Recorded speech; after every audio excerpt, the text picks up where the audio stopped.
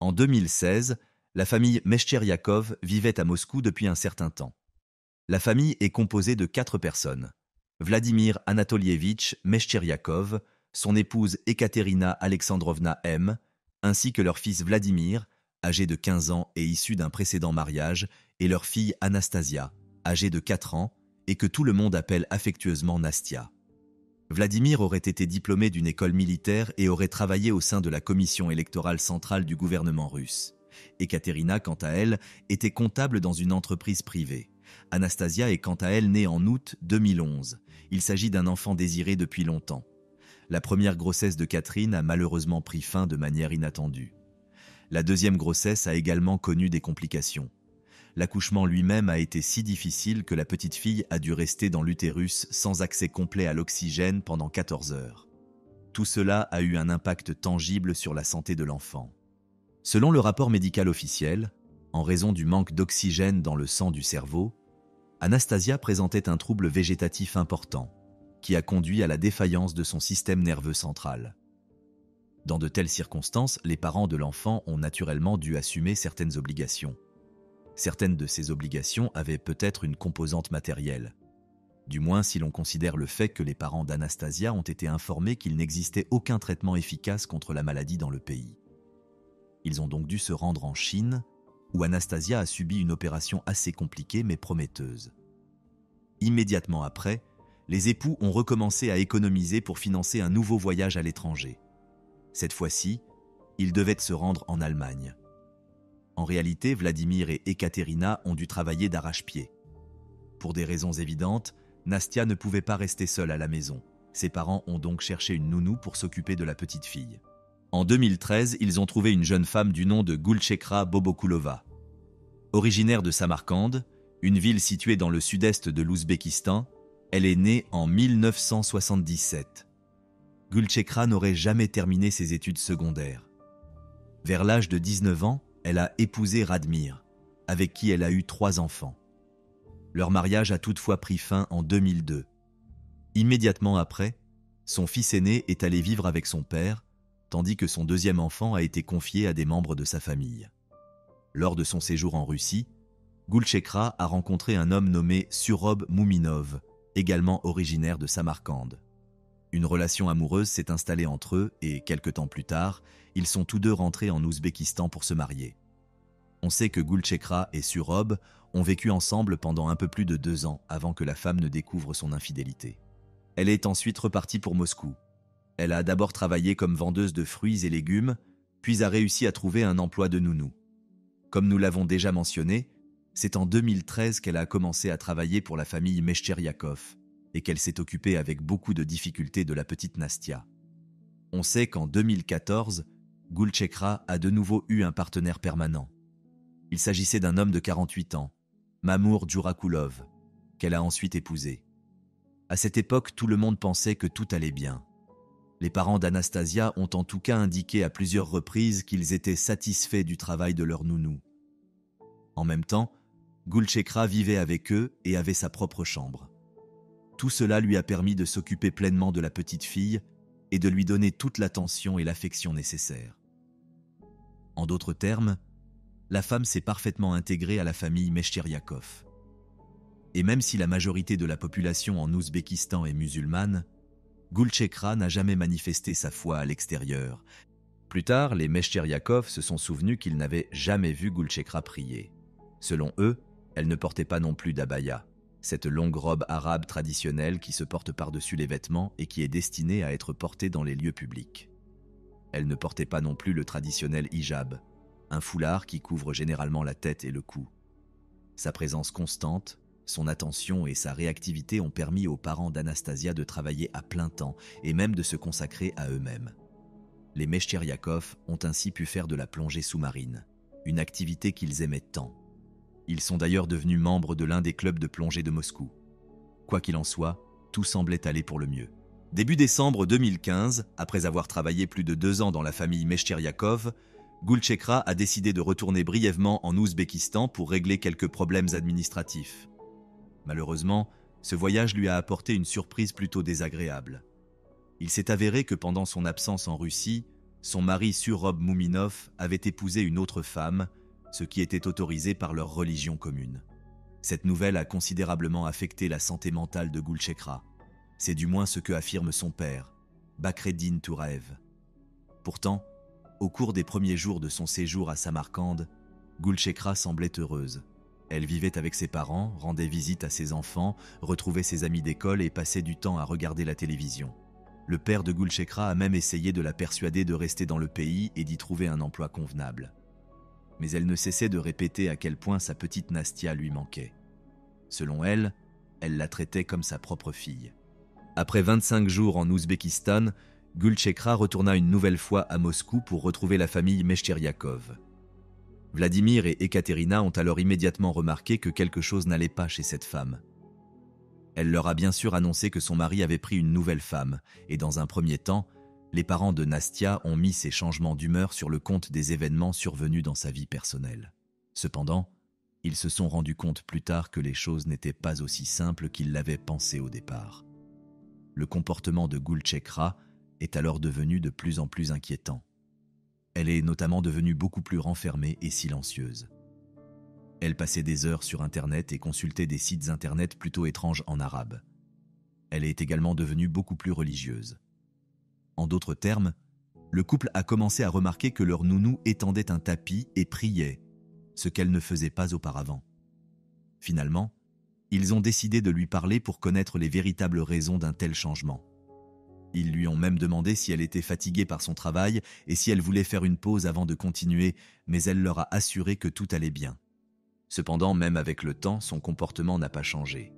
Elle a continué à consulter les sites web en langue arabe déjà mentionnés et pouvait passer des heures sur les réseaux sociaux. Une fois, avant de quitter la maison, le père de Nastia a même coupé l'accès à Internet dans l'appartement. Mais lorsque l'homme est revenu, il s'est soudain rendu compte que la femme avait trouvé un moyen de remettre l'Internet en marche. Il semblerait que Gulchekra ne veuille plus consacrer tout son temps à Nastia, dont les besoins sont particuliers. En fait, ce qui l'intéressait vraiment, c'était ces mêmes ressources Internet. Cette situation est devenue tout simplement inacceptable pour les parents de Nastia, qui ont alors commencé à chercher quelqu'un d'autre pour la remplacer. Apparemment, les époux pensaient que le processus ne prendrait pas plus de 2 semaines. Malheureusement, ils n'ont jamais réussi à trouver quelqu'un à temps. Personne ne pouvait imaginer les conséquences de cette situation. Le lundi 29 février 2016, la matinée s'est déroulée comme d'habitude. Immédiatement après le petit déjeuner, Vladimir et son épouse se rendent au travail, tandis que leur fils aîné se rend à l'école. Peu avant le déjeuner, la première d'une série de terribles nouvelles est arrivée. Les époux ont reçu un message les informant que l'appartement qu'ils louaient en toute sécurité depuis tout ce temps avait soudainement pris feu. Les voisins des Meshcheryakov avaient déjà appelé les pompiers pour signaler qu'une épaisse fumée s'échappait de l'un des appartements. Plusieurs brigades de pompiers se sont donc rendues sur place. Peu après, elles ont commencé à éteindre l'incendie et à évacuer les habitants des appartements voisins. Plusieurs d'entre eux ont dû recevoir des soins médicaux, car ils présentaient de graves symptômes de suffocation. Au bout d'un certain temps, les pompiers sont finalement parvenus à maîtriser l'incendie. Cependant, lorsque les sauveteurs sont entrés dans l'appartement, pensant que le pire était passé, ils ont découvert une scène d'une horreur inouïe. Dans l'une des chambres, le corps carbonisé et décapité d'une petite fille en pyjama de flanelle gisait sur le lit. Au bout d'un certain temps, les parents de Nastia sont arrivés sur les lieux. Ils espéraient en savoir plus sur l'ampleur de l'incendie et surtout savoir où se trouvait leur fille à ce moment-là. Lorsqu'Ekaterina a appris que les restes d'une petite fille avaient été retrouvés dans l'appartement, elle a immédiatement perdu connaissance. Elle a dû être transportée à l'hôpital le plus proche. Pendant ce temps, Gulchekra, vêtue d'un costume traditionnel, se trouvait déjà à la station de métro Oktyabrskoye-Pol. À un moment donné, elle a étendu une petite natte et s'est penchée pour prier. Un policier s'est approché d'elle pendant cette scène inhabituelle. Il lui a demandé de présenter ses documents. Gulchekra s'est immédiatement levée et a sorti une tête humaine, celle de la petite Nastia. Quelques instants plus tard, la femme a commencé à crier. Elle a crié plusieurs slogans et a affirmé qu'elle était une extrémiste prête à se faire exploser. Entendant cela, le policier a reculé de quelques pas et a rapporté les faits à ses collègues. Peu après, d'autres policiers sont arrivés sur les lieux. Ils ont immédiatement bouclé l'entrée, évacuer les gens et créer une petite zone tampon autour de la station. Pendant ce temps, Gulchekra continuait à crier et à agiter la tête de l'enfant dans sa main gauche. Par la suite, c'est cette séquence monstrueuse qui a été la plus largement diffusée sur les réseaux sociaux. Apparemment, les policiers ont essayé d'agir avec prudence, car ils estimaient que Gulchekra était effectivement prête à se faire exploser. En fait, son comportement était typique des Shahids. En règle générale, ils commettent tous délibérément des actes de vengeance, nuisant non seulement à eux-mêmes, mais aussi aux personnes de leur entourage. Après plusieurs minutes de tension, les policiers ont fini par convaincre la femme de se calmer et de s'allonger lentement par terre, face contre terre. Redoutant toujours une éventuelle alerte à la bombe, les policiers procèdent à un examen sommaire de la femme. Aucun engin explosif n'a été trouvé sur son corps.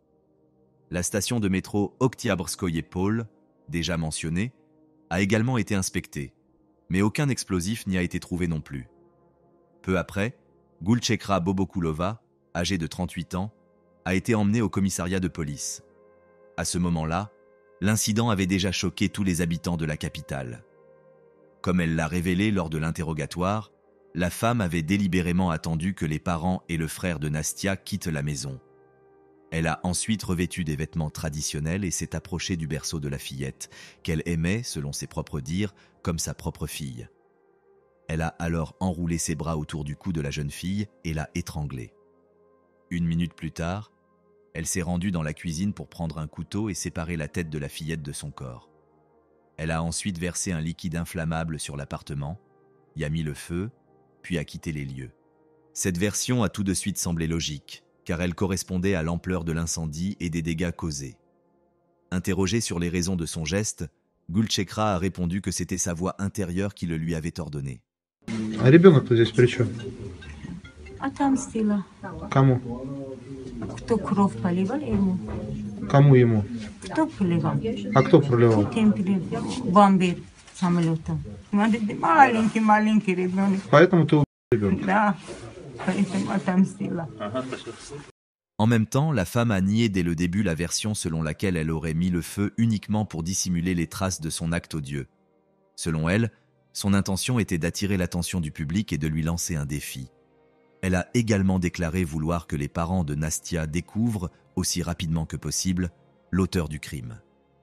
Compte tenu de ces déclarations, il n'est pas surprenant que toute la presse nationale et internationale se soit intéressée à cette affaire choquante. Outre les policiers impliqués dans la détention de la femme et les enquêteurs chargés de l'affaire, les journalistes ont tenté d'interroger tous les témoins des événements et les proches des Meshcheryakov. Les parents de Nastia ont bien entendu refusé toute conversation avec les médias. Néanmoins, ils ont entretenu des relations étroites avec les forces de l'ordre, leur assurant que Gulchekra était une femme tout à fait normale. Selon eux, elle a rempli fidèlement ses fonctions et s'est vraiment occupée de la fillette comme sa propre fille pendant 3 ans.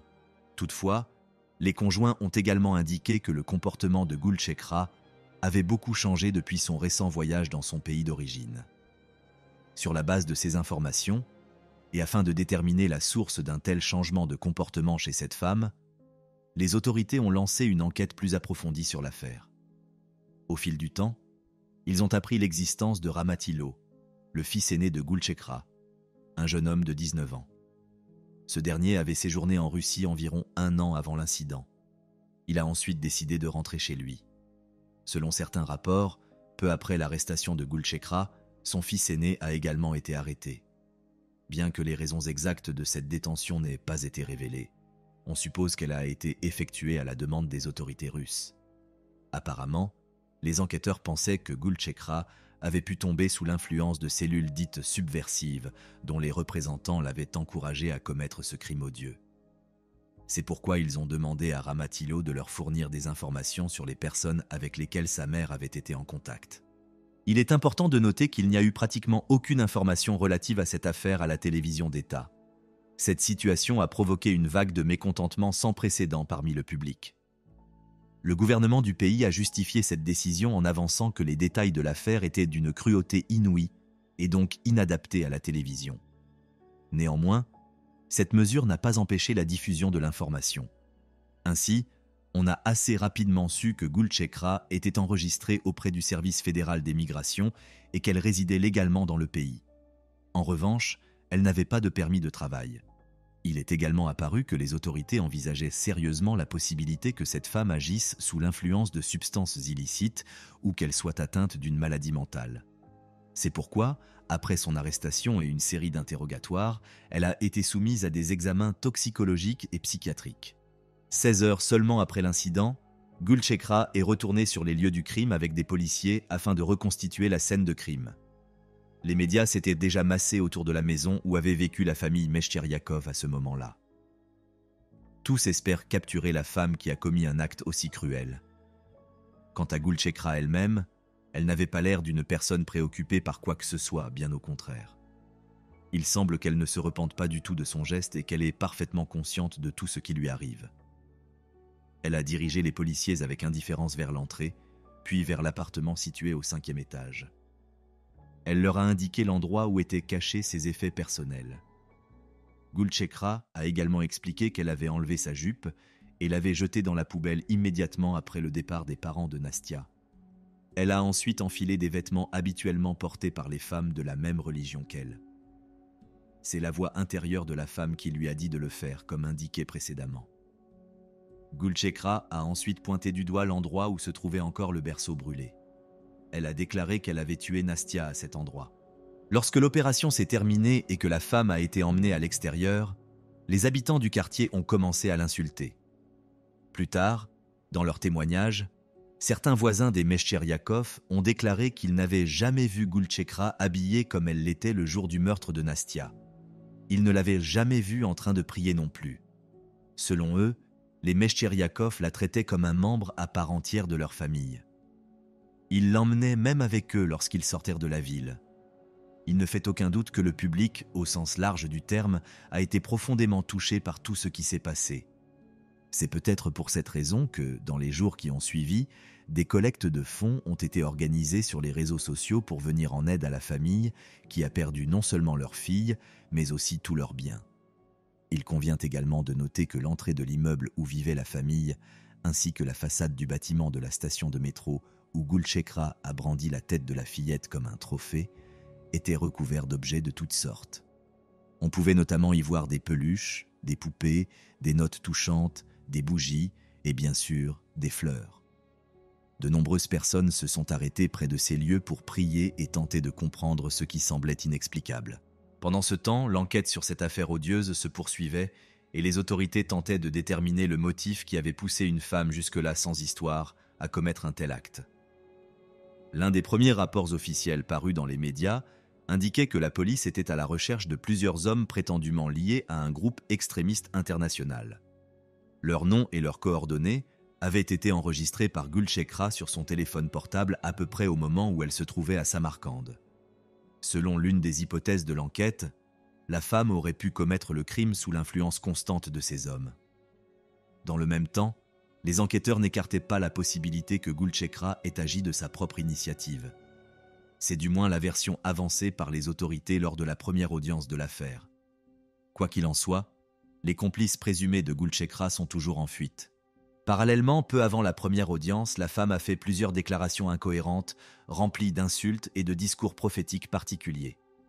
Elle a notamment prononcé des phrases telles que « J'ai faim »,« Je vais mourir dans une semaine »,« C'est la fin du monde » et « On m'a interdit de manger ». Toutes ces déclarations absurdes étaient accompagnées d'un sourire constant adressé aux membres des médias. Au cours de l'une des principales parties de l'audience, ou plutôt au cours de l'interrogatoire, Gulchekra a de nouveau déclaré qu'elle avait tué la jeune fille parce qu'une voix intérieure lui avait dit de le faire.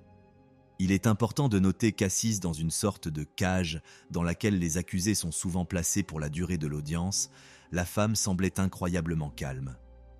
De temps en temps, elle faisait un signe de la main en direction des caméras, bâillait d'un air défiant et ne montrait qu'occasionnellement un véritable intérêt pour ce qui se passait autour d'elle. Quoi qu'il en soit, le rapport officiel de la première phase de l'audience indique que la femme s'est comportée de manière calme et efficace, et qu'elle a répondu avec précision à l'ensemble des questions qui lui ont été posées. Au cours de l'interrogatoire, Gulchekra a également donné des détails sur sa vie et indiqué qu'elle avait 3 enfants. Elle a également indiqué qu'elle avait été traitée de temps à autre dans l'un des centres psychiatriques de Samarcande au cours des 12 dernières années. Toutefois, lorsqu'on lui a directement posé la question de son diagnostic, elle a répondu qu'elle voulait seulement dormir. À peu près au même moment, Gulchekra a demandé un interprète, affirmant qu'elle ne parlait pas bien le russe. Toutefois, cette demande était une ruse, car dans son témoignage précédent, la femme avait indiqué à plusieurs reprises qu'elle parlait couramment le russe. À ce moment-là, certains représentants de l'accusation avaient déjà convenu que Gulchekra était une extrémiste prête à tout accomplir. De leur côté, les avocats de la défense ont tenté de la faire passer pour folle. C'est probablement sur la base de ces contradictions que le juge chargé de l'affaire a décidé de reporter le procès au 29 avril de la même année, afin de permettre aux deux parties de rassembler des preuves pour défendre leur version des faits. Parallèlement, la détention de l'accusée a été prolongée, car elle représentait un danger réel pour la vie et la santé des personnes, en particulier des enfants. Il a également été ordonné qu'elle subisse un examen psychiatrique spécial afin de déterminer l'état réel de sa santé mentale. Le 4 mars 2016, Gulchekra a été formellement inculpée de 3 chefs d'accusation: meurtre aggravé, incendie volontaire avec destruction intentionnelle de biens et fausses déclarations liées à un acte d'extrémisme. Immédiatement après, un court extrait d'enregistrement vidéo, apparemment réalisé par des policiers lors de l'interrogatoire initial de Gulchekra, a été diffusé. Dans cette vidéo, la femme explique qu'elle veut se rendre en Syrie pour vivre dans une société musulmane où les femmes s'habillent correctement. То есть ты хотела поехать в Сирию жить? Жить А хотела, да. где? Вот я так понимаю, в Раку или куда-то Я туда? не знаю еще, и враг, я не знаю город. Просто пошла, где мусульманский город, там жить хочу. Где мусульманское государство? такое? Лицо закрыто, хочу там жить. Я здесь не хочу, и здесь все. Selon elle, elle ne l'a pas fait uniquement parce qu'elle n'avait pas assez d'argent pour partir. À un moment donné, le policier qui l'interrogeait lui a demandé ce qu'il en était de ses propres enfants. Avec dédain, elle a répondu qu'elle n'en avait pas besoin parce qu'elle ne lisait pas le Coran et ne priait pas. У тебя самые дети есть? Трое семей, видите, убиты. Мне они не нужны. Они Коран не читают, и намаз не читают. Au cours du même interrogatoire, Gulchekra a déclaré qu'elle avait commencé à planifier le meurtre environ 1 mois avant sa perpétration effective. Le motif principal de cette planification était les actions des autorités russes en Syrie. En raison du caractère général des déclarations faites par la femme lors de sa détention et de son interrogatoire, l'enquête sur cette affaire a été brièvement reprise par le FSB. Toutefois, les représentants du service fédéral de sécurité n'ont trouvé aucune preuve objective que les actions de la femme étaient liées à des groupes extrémistes. Par conséquent, les faits n'ont pas été considérés comme un acte d'intimidation de la part d'une cellule terroriste. Au contraire, le rapport final indiquait que les problèmes familiaux de la femme étaient la principale cause de son comportement et avaient apparemment déclenché sa psychose maniaque aiguë. Peu après la diffusion d'un certain nombre de vidéos de l'interrogatoire de la femme, Vladimir Markin, le porte-parole par intérim du comité d'enquête fédéral russe, a publié une déclaration dans laquelle il demande au public de ne pas s'inquiéter des déclarations de la détenue. Selon lui, la femme était malade et schizophrène depuis longtemps. Dans sa lettre officielle, le fonctionnaire explique que les personnes commettent de tels délits au moment où les symptômes de leur maladie grave deviennent très sévères. Par conséquent, les explications les plus incroyables et les plus délirantes peuvent être entendues de la bouche de ces personnes. Il a ajouté que si quelqu'un doit sérieusement réfléchir aux déclarations de cette femme, ce sont les professionnels de la santé mentale.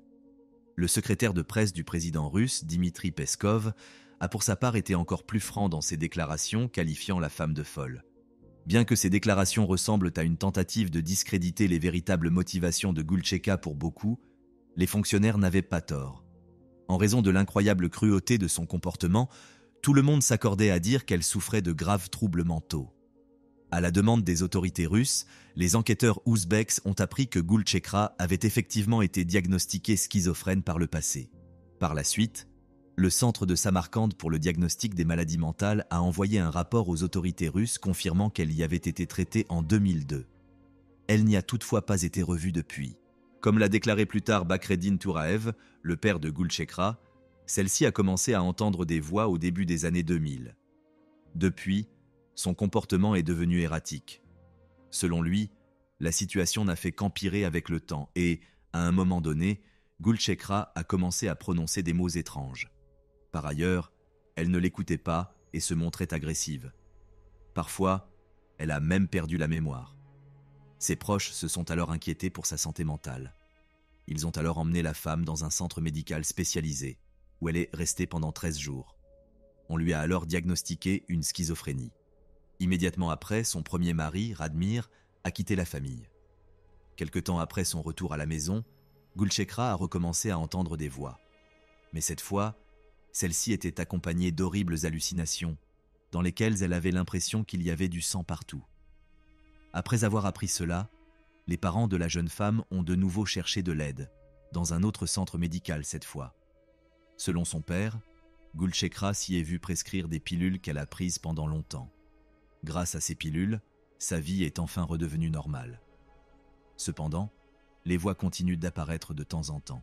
À la demande des autorités russes, l'ex-mari de la femme ainsi que tous ses proches parents ont été interrogés par les forces de l'ordre à Samarcande. Selon un autre rapport envoyé en Russie, tous les membres de la famille de Gulchekra ont été choqués par la cruauté de son acte. Cela ne les a toutefois pas surpris, car ils étaient bien conscients de ses problèmes mentaux et du fait qu'elle avait été diagnostiquée schizophrène. Selon ses proches, il lui était extrêmement difficile de trouver un emploi dans son pays d'origine. C'est pour cette raison qu'elle a décidé de partir pour la Russie. Mais même lorsqu'elle se trouvait légalement dans le pays, la femme n'a jamais parlé de son diagnostic et, par conséquent, n'a pas reçu les médicaments dont elle avait désespérément besoin. Plus tard, l'information sur les graves troubles mentaux de la femme a été confirmée par son fils aîné, Ramatilo. Selon lui, elle pouvait se mettre en colère sans raison, casser des objets, puis, quelques minutes plus tard, se comporter comme si rien ne s'était passé. Cependant, malgré ces révélations, les autorités et le public étaient divisés dans leurs opinions. Certains la considèrent comme une folle, d'autres comme une extrémiste. Quoi qu'il en soit, selon la loi russe, la femme encourt une peine d'emprisonnement de plus de 25 ans pour de telles infractions. Comme prévu, Gulchekra a subi un examen psychiatrique dans l'un des centres de recherche du pays. Elle a ensuite été transférée dans un hôpital psychiatrique du centre de détention, seulement après avoir subi cet examen. Cependant, à la date limite du 29 avril fixée par le tribunal, les spécialistes n'étaient toujours pas en mesure de poser un diagnostic final. Le tribunal a donc accordé un délai supplémentaire pour poursuivre les investigations. Le délai a donc été prolongé jusqu'au 29 mai 2016. En réalité, la décision finale sur l'état mental de l'accusé a été retardée. Ce n'est qu'à la fin du mois d'octobre de la même année que le sort de cette femme, âgée de 39 ans à ce moment-là, a finalement été connu. Lors de l'audience suivante, le diagnostic final des spécialistes qui l'avaient examiné au cours des derniers mois a été annoncé. Ils ont finalement diagnostiqué une schizophrénie paranoïde. Sur la base de cette conclusion, le tribunal a estimé que, en raison de son état mental, la femme ne pouvait pas contrôler ses actions et prendre conscience de la gravité et de l'irréversibilité de son geste. Il a donc été décidé de ne pas envoyer Gulchekra en prison, comme le souhaitaient de nombreuses personnes, mais de la placer dans un hôpital psychiatrique de haute sécurité. Évidemment, les parents de Nastia, comme beaucoup d'autres personnes, n'ont pas apprécié cette décision. Dans une interview, Ekaterina a déclaré qu'elle et ses proches ne se sentiraient pas en sécurité en sachant que Gulchekra se trouvait dans un hôpital et non en prison. D'autres cas similaires ont montré que de telles situations tragiques rapprochent ou éloignent les conjoints et d'autres membres d'une même famille. Dans ce cas, les proches des Meshcheryakov ont affirmé qu'à un moment donné, Vladimir et Ekaterina avaient décidé de vivre séparément, mais qu'ils avaient finalement recommencé à vivre ensemble. Cependant, Vladimir ne s'est jamais remis de ce qui était arrivé à sa fille et, selon certaines sources, il a commencé à boire. En avril 2018, quelques années après le meurtre de Nastia, il est tombé gravement malade et a perdu la vie. Son corps aurait été enterré à côté de celui de sa fille. En mars 2021, soit 5 ans seulement après les principaux événements, il a été signalé que Gulchekra avait suivi un traitement obligatoire et avait quitté l'hôpital psychiatrique. Selon les experts qui l'ont observé, son état s'est stabilisé. La réaction du public a bien entendu été immédiate. La grande majorité des habitants du pays qui ont suivi l'affaire de loin ont estimé que quelqu'un qui a décapité un enfant ne devrait pas être laissé en liberté. Du moins, compte tenu du risque énorme qu'elle pourrait encore représenter pour la société. Le consensus général était qu'une telle personne devrait passer le reste de sa vie en prison ou dans un hôpital psychiatrique sous la surveillance étroite d'un expert. Malheureusement, je n'ai jamais pu connaître la date exacte à laquelle Gulchekra a quitté l'hôpital psychiatrique. Je n'ai pu trouver qu'une brève note m'informant que le gouvernement russe avait décidé de l'expulser du pays. Cette lettre officielle indiquait que le ministère de l'Intérieur avait décidé qu'il était inapproprié pour Gulchekra Bobokulova de rester sur le territoire de la Fédération de Russie. Don grabbed on my gas and turned me around and threw the gas in my face. Okay, and I want to say this again. So what you said was Don grabbed you, turned you around, and threw gas in your face? Is that right? Yes. C'est ce qu'a déclaré Robbie Middleton, un garçon de 8 ans victime d'une agression violente qui a mis sa vie future en danger.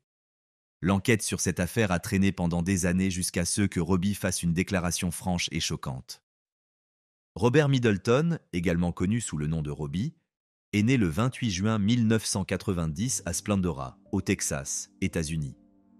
Il a grandi dans une famille aimante composée de ses parents, Bobby et Colin Middleton, et de sa sœur aînée, Heather. Les Middleton vivaient dans une petite communauté où tout le monde se connaissait. Robbie était un enfant sympathique, qui aimait s'amuser et était curieux. Comme beaucoup d'autres enfants de son âge, il aimait passer son temps libre dehors. Mais par-dessus tout, il aimait partir en camping. Il rêvait depuis longtemps d'avoir sa propre tente. Lorsqu'il a eu 8 ans, ses parents ont décidé de lui offrir. Ce jour devait être le plus beau de sa vie, mais malheureusement, ce fut tout le contraire. La journée du 28 juin 1998 a commencé comme celle la plus heureuse pour toute la famille Middleton. Dès le réveil de Robbie, ses parents l'ont comblé d'amour et lui ont offert 2 cadeaux, une grande boîte et une petite enveloppe. En ouvrant la boîte, le garçon n'a pas pu contenir son excitation.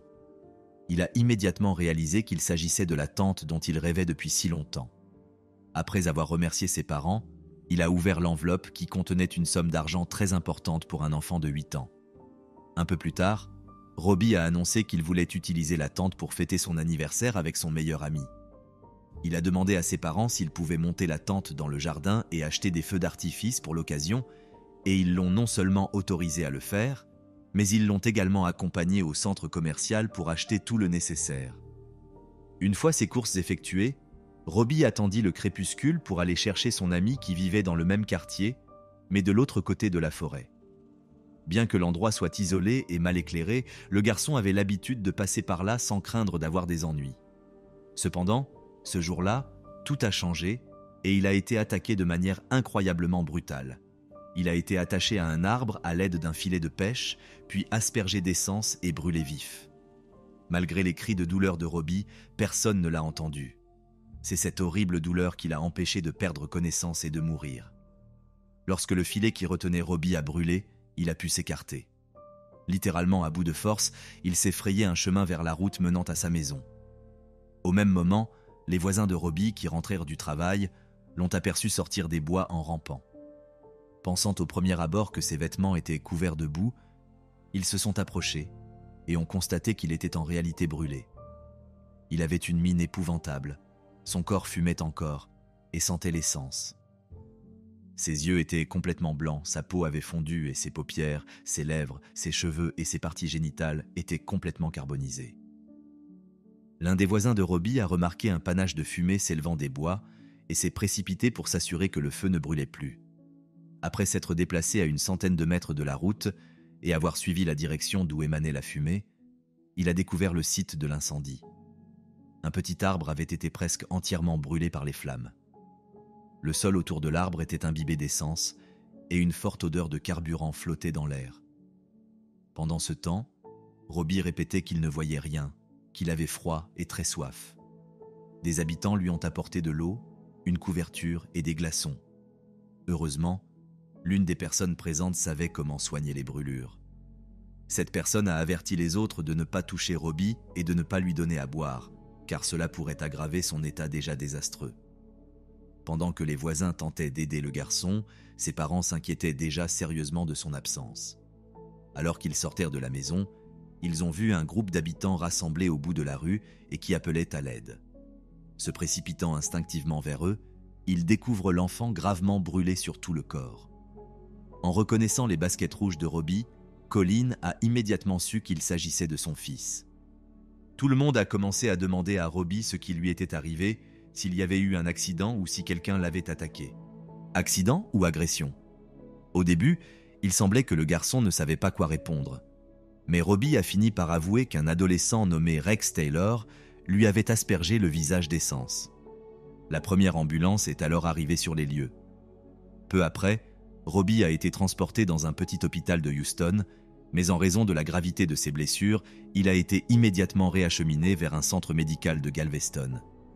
Les parents de Robbie ont ensuite été informés que 99% de son corps était couvert de brûlures au 3e degré. Il n'avait pratiquement aucune chance de survie. Robbie a immédiatement été opéré pour éliminer la majeure partie de la peau brûlée. C'est à ce moment-là que le processus de remplacement des zones brûlées par de la peau cultivée en laboratoire a commencé. La seule partie du corps du garçon qui n'avait pas été brûlée était un petit segment au niveau de sa jambe droite. C'est sur cette partie que les spécialistes ont fait pousser des milliers de petits morceaux de peau en vue d'une transplantation. Contre toute attente, Robbie a survécu. Cependant, sa vie s'est transformée en une série d'hospitalisations interminables dans divers centres médicaux. Une enquête sur les circonstances de l'incident a été ouverte dès le lendemain. Les entretiens avec les voisins de Robbie ont révélé que ce dernier avait désigné un adolescent nommé Rex comme étant l'auteur de l'agression. Cependant, Rex lui-même a affirmé qu'il se trouvait avec ses amis en train de nager dans la rivière au moment des faits. Étant donné que tous les jeunes hommes coopéraient avec les autorités, les détectives ont écarté ces derniers de la liste des suspects. Mais faute de pistes, l'enquête est rapidement devenue une impasse. Cependant, la police a rapidement trouvé un nouveau suspect, Donald Wilburn Collins, un adolescent de 13 ans au caractère difficile. Il serait né en 1985. On sait peu de choses sur ses parents et son enfance. Sa mère est décédée lorsqu'il avait environ 8 ans. Il est alors allé vivre avec son père, qui lui a apparemment inculqué de mauvaises habitudes, telles que fumer et consommer de l'alcool. Lorsque le père de Donald a été envoyé en prison, il a commencé à errer de foyer en foyer parmi les membres éloignés de sa famille, jusqu'à ce qu'il soit finalement recueilli par son oncle et ses tantes maternelles qui vivaient dans la même communauté que la famille de Robbie. Donald était surtout connu pour maltraiter les animaux et pour faire subir des brimades régulières aux jeunes enfants. C'est sans doute la raison pour laquelle les autres habitants refusaient que leurs enfants jouent avec lui. Contrairement à Robbie, qui était aimé de tous, Donald ne s'entendait avec personne. Il n'avait pas d'amis proches et semblait ne rien faire d'autre que courir après les enfants plus jeunes qui l'enviaient. Les inspecteurs l'ont arrêté après l'avoir vu à la télévision faire des commentaires sur l'incident. L'adolescent a donné plusieurs interviews impromptues à 2 chaînes d'informations différentes, expliquant comment il pensait que Rex avait pu mettre le feu à Robbie. Pendant qu'il s'entretenait avec les journalistes, Donald a mentionné des détails que seule une personne présente dans les bois au moment de l'attaque pouvait connaître. Il a également indiqué qu'il avait récemment joué avec de l'essence et qu'il s'était brûlé la main, et que ce qui était arrivé à Robbie lui avait donné des cauchemars. Le 31 juillet 1998, les inspecteurs ont rencontré Robbie et sa mère pour poursuivre l'enquête et ont enregistré la conversation. Selon le garçon, il n'a pas eu le temps d'identifier l'agresseur car celui-ci l'a attaqué par derrière. Il a indiqué avoir vu un morceau de papier, un bidon et des chiens. Robbie a également déclaré qu'il avait entendu une portière de voiture se refermer peu avant d'être incendiée. Il a pensé que l'un des agresseurs pouvait être Donald parce qu'il avait reconnu sa voix, mais il a également mentionné une voix qui appartenait à un homme plus âgé. Il convient toutefois de noter que Robbie était sous l'influence de nombreux analgésiques et sédatifs au moment de l'entretien, ce qui pouvait avoir un impact sur la clarté de ses pensées. Son témoignage ne pouvait donc pas être pris au sérieux.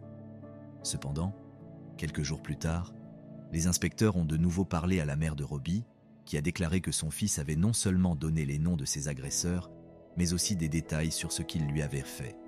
Grâce à ces éléments, les inspecteurs ont obtenu un mandat d'arrêt contre Donald. Au cours de l'interrogatoire, l'adolescent a reconnu avoir participé à l'agression de Robbie. Il a notamment menacé à plusieurs reprises d'autres adolescents, promettant de les incendier comme Robbie alors qu'il était en détention juvénile. Certains d'entre eux en ont parlé à l'officier de garde qui a contacté les inspecteurs pour leur transmettre l'information. Un des témoins indique que Donald a déclaré avoir incendié Robbie uniquement sous l'influence de son oncle et de lui-même, qui l'avait précédemment poussé à avoir des relations intimes avec lui. Il craignait en effet qu'il n'en parle à ses parents. Selon lui, Donald a également dit qu'il avait trouvé l'aspect des yeux de Robbie drôle après l'avoir incendié. Il pensait qu'ils allaient sortir de sa tête. Malgré ces déclarations, l'accusation a décidé d'abandonner les poursuites contre Donald, qui a été remis en liberté en janvier 2000. La raison principale de ce dénouement est peut-être l'attitude de Robbie à l'égard de l'affaire.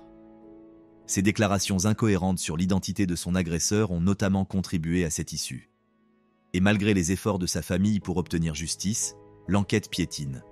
Pendant les 13 années qui ont suivi, la vie de Robbie a ressemblé à une lutte constante. Il a passé le plus clair de son temps dans des centres médicaux, subissant sans cesse des interventions chirurgicales et des traitements douloureux, au cours desquels il a été opéré plus de 150 fois. Cependant, il n'a jamais baissé les bras.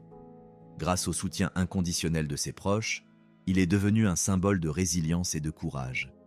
Il a même pu reprendre une vie quotidienne normale et retourner sur les bancs de l'école. Certes, les choses ne se sont pas déroulées comme il l'aurait souhaité, car il a immédiatement été victime des moqueries de certains de ses camarades de classe en raison de son apparence. Mais sa volonté et son acceptation de la réalité lui ont permis de rencontrer un grand nombre de personnes compréhensives dans son entourage. Malgré tout ce qui lui est arrivé, il a fait preuve d'un courage incroyable au quotidien. Il a même réussi à se consacrer à des responsabilités dépassant ses propres besoins. Il rencontrait souvent d'autres victimes de crimes similaires et jouait ainsi le rôle d'avocat. Robbie a même lancé une campagne de collecte de fonds pour financer la recherche sur les transplantations. Sa compassion et son altruisme nous rappellent une fois de plus ce qui compte le plus. Alors que Robbie est devenu un modèle pour beaucoup, Donald a poursuivi sa route dans la criminalité. En 2001, alors qu'il avait 16 ans, il a été condamné pour atteinte à l'intégrité sexuelle d'un enfant de 8 ans. Il n'y est resté que 4 ans. Depuis, sa vie se résume à une série d'événements constitués d'allers-retours réguliers en prison. Il est important de noter que Robbie n'a jamais douté un instant que Donald était responsable de ce qui lui était arrivé. C'est peut-être pour cette raison que lui et ses proches ont intenté une action civile en 2010, l'accusant de tentative de meurtre. La première lueur d'espoir de justice est peut-être apparue lorsque les Middleton ont fait appel à Craig Sicko, un avocat spécialisé dans les litiges civils qui les a aidés à intenter une action en justice contre Donald. L'objectif de ce dernier était d'obtenir une copie du rapport de police et de trouver une voie légale pour rouvrir l'enquête criminelle. Il a pu obtenir des éléments d'enquête essentiels, recueillir la déposition d'un détective et s'entretenir avec les médecins traitants de Robbie. Malheureusement, alors que le procès était en cours, l'état de Robbie s'est considérablement détérioré. Bien qu'il ait lutté sans relâche contre les effets de l'agression, on lui avait déjà diagnostiqué un cancer de la peau, qui a fini par l'emporter à la fin du mois d'avril 2011.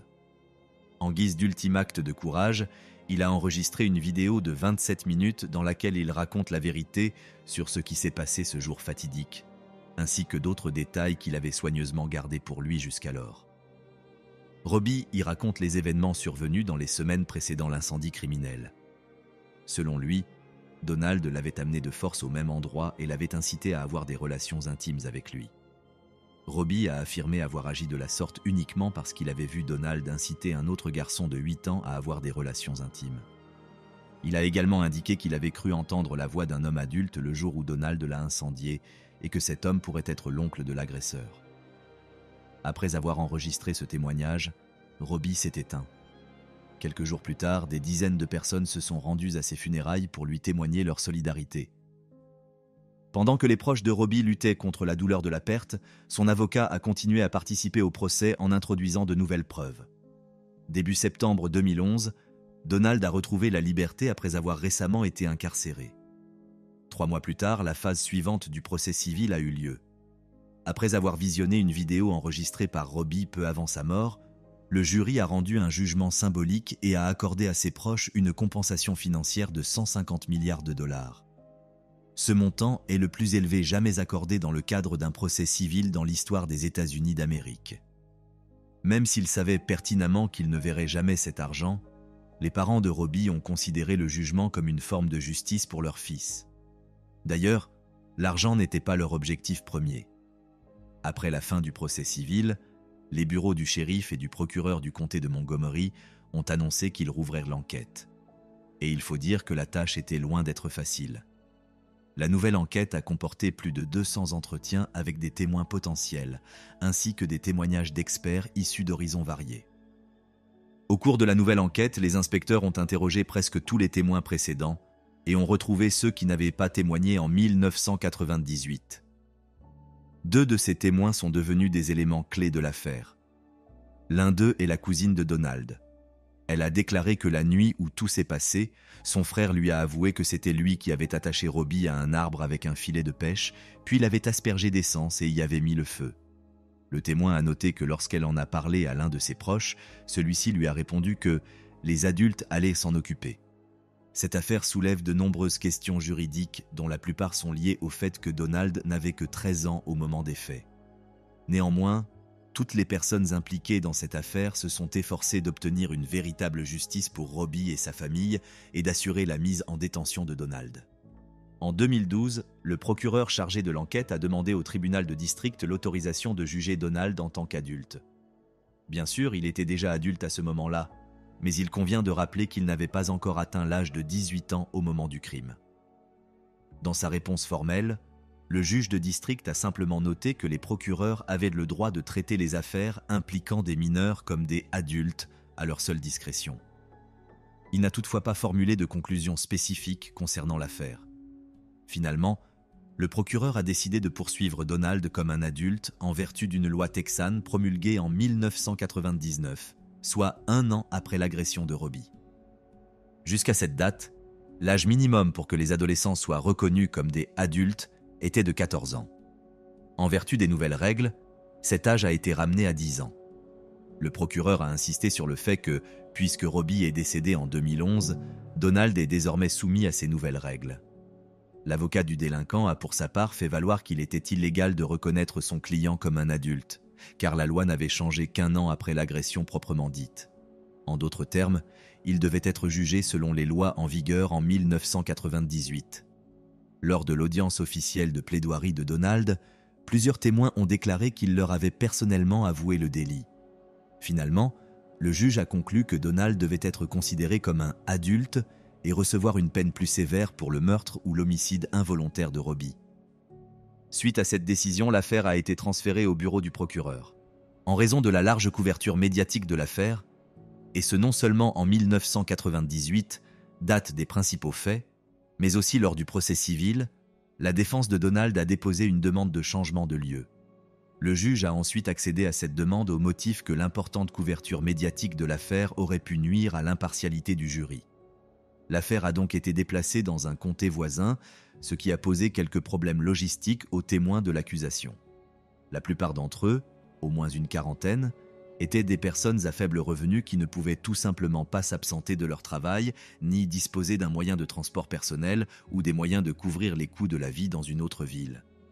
L'accusation est toutefois parvenue à obtenir la présence de la plupart des témoins clés, malgré quelques difficultés. Cependant, un autre problème est survenu. En effet, une dizaine de témoins étaient des détenus qui avaient été incarcérés avec Donald en 1998. Et au moment où le procès a débuté, toutes ces personnes se trouvaient encore au sein du département pénitentiaire du Texas. Malgré tous ces désagréments, le procès de Donald a débuté en 2015. En raison de la complexité générale de l'affaire, les procureurs ont décidé de ne pas suivre l'ordre chronologique habituel. Ils ont commencé par entendre le témoignage de l'un des médecins traitants de Robbie qui a décrit ses blessures, son état mental et les véritables causes de sa mort. Le juge ayant exclu les aveux de Donald concernant l'agression de Robbie comme élément de preuve essentiel lors de l'audience préliminaire, les procureurs ont dû trouver d'autres moyens d'expliquer au jury ce qui s'était réellement passé. Ils ont donc utilisé la vidéo du témoignage de Robbie, qui était déjà crucial pour l'affaire, car il confirmait que Donald l'avait attaqué pour couvrir un autre crime, tout aussi grave. Au final, le jury a visionné à plusieurs reprises une cassette vidéo dans laquelle Robbie témoignait que l'accusé l'avait incendié quelque temps après avoir eu des rapports intimes avec lui. Selon le procureur général, Donald avait mis le feu à Robbie pour l'empêcher de parler d'un autre crime. Alors que Robbie a déclaré à plusieurs reprises avoir entendu la voix d'un homme adulte au moment de l'agression, les autorités n'ont jamais trouvé la moindre preuve de la présence de cet homme. Alors que les 12 jurés assistaient, médusés, aux aveux de Robbie, Donald a tourné le dos à l'écran du projecteur et a commencé à lire quelque chose. Immédiatement après, ses représentants ont déclaré que les procureurs avaient délibérément joué sur les sentiments et les émotions du jury parce qu'ils n'avaient pas de véritable témoin de l'agression. À un moment donné, l'accusation a appelé à la barre la cousine de Donald. Elle a affirmé que l'accusé lui avait avoué avoir agressé Robbie. Les témoins qui avaient été incarcérés avec Donald en 1998 ont également été appelés à la barre. Tous ont témoigné des aveux de l'accusé pendant sa détention. Il convient de noter que les procureurs ont également évoqué d'autres infractions commises par Donald. Ils ont notamment mentionné les atteintes à l'intégrité sexuelle d'une fillette de 6 ans et d'un garçon de 8 ans. Le 9 février 2015, un jury composé de 7 femmes et de 5 hommes a déclaré Donald Wilburn Collins, âgé de 29 ans, coupable de meurtre et condamné à 40 ans de prison. Il n'a exprimé aucune émotion en entendant ce verdict. Colleen, la mère de Robbie, a pour sa part déclaré que son fils serait heureux d'un tel résultat, car Donald ne pourra plus faire de mal à un autre enfant. Elle a également été appelée à témoigner lors de la phase de détermination de la peine pour parler de son fils et de tout ce qu'ils ont vécu ces dernières années. Bien qu'une telle peine garantisse pratiquement que Donald passera une grande partie de sa vie en prison, elle n'était pas suffisante pour les proches de Robbie. Quant aux procureurs et détectives impliqués dans l'affaire, ils se sont tous déclarés satisfaits du verdict, car après 17 ans, la justice avait enfin été rendue. L'avocat principal de Donald a pour sa part déclaré qu'il trouvait la peine trop sévère. Il a d'ailleurs fait appel de la décision du tribunal de première instance de juger son client comme un adulte pour un délit commis alors qu'il était mineur. Il a également fait valoir que l'accusation ne s'était appuyée que sur des preuves circonstancielles lors du procès. Selon lui, il n'y avait pas le moindre élément de preuve physique ou témoignage prouvant l'agression et l'atteinte à l'intégrité sexuelle de Robbie. Malgré tous les arguments et les efforts de la défense de Donald, les 3 cours d'appel ont confirmé la condamnation. Le dernier jugement a été rendu en octobre 2017. Après avoir épuisé toutes les voies de recours au sein de l'État, il était possible que les avocats de Donald fassent appel devant la Cour fédérale. Cependant, je n'ai jamais pu trouver d'informations appuyant cette hypothèse. À ce jour, Donald est toujours incarcéré dans une prison de haute sécurité située dans l'État du Texas. Il ne pourra bénéficier d'une libération conditionnelle qu'en 2033. L'histoire de Robbie Middleton est sans aucun doute un rappel douloureux de la cruauté qui se cache dans les gens, ainsi que du courage incroyable d'un petit garçon qui n'a pas abandonné et qui s'est battu jusqu'au bout. Robbie a traversé beaucoup d'épreuves pour retrouver une vie normale et il a fini par obtenir justice, mais le chemin a été trop douloureux pour lui. André Lee Thomas est né le 17 mars 1983 à Muskogee, une ville de l'État de l'Oklahoma aux États-Unis. Sa mère, Rochelle Thomas, était une femme profondément croyante, persuadée de recevoir des messages de Dieu. À l'époque de la naissance d'André, Rochelle ne travaillait plus et peinait à subvenir aux besoins les plus élémentaires de ses enfants. La famille Thomas a été privée d'électricité et d'eau potable à plusieurs reprises. Certains membres de l'église qu'il fréquentait ont déclaré avoir vu Rochelle remplir des seaux d'eau directement à partir du château d'eau. À cette période, Rochelle était déjà mère de 5 enfants, elle était divorcée du père d'André et entretenait une relation amoureuse avec un autre homme. Elle a épousé le père d'André, Danny Thomas, en 1975. Il est vrai que leur relation ne pouvait pas être qualifiée de paisible, car Danny avait constamment des ennuis avec la justice en raison de ses graves problèmes d'addiction. Peu de temps après leur rupture, la santé mentale de la jeune femme s'est fortement dégradée. Depuis lors, Rochelle a commencé à affirmer de plus en plus souvent recevoir des messages de Dieu. Parfois, elle se promenait complètement déshabillée dans la maison et les enfants la suppliaient littéralement de s'habiller. Elle leur disait notamment qu'elle aurait préféré ne pas les avoir avant leur naissance. Toutes ces actions et déclarations ont eu un impact négatif sur leur santé mentale. Une femme du nom de Wanda Banks, qui enseignait occasionnellement à l'école du dimanche, remarqua qu'André était l'un de ceux qui aimaient le plus entendre les histoires bibliques. Il levait souvent la main en premier en classe, désireux de répondre aux questions. L'école et l'église étaient d'ailleurs comme une seconde maison pour lui et ses frères et sœurs. Tous les enseignants ont constaté que lui et les autres enfants avaient besoin de beaucoup plus de soins, car ils vivaient dans une petite maison négligée, sans électricité ni eau. Lorsque l'hiver arrivait, Le groupe d'enseignants qui ramenaient toujours les enfants chez eux après les cours du dimanche essayait de les déposer en dernier afin qu'ils puissent se réchauffer avant de rentrer chez eux.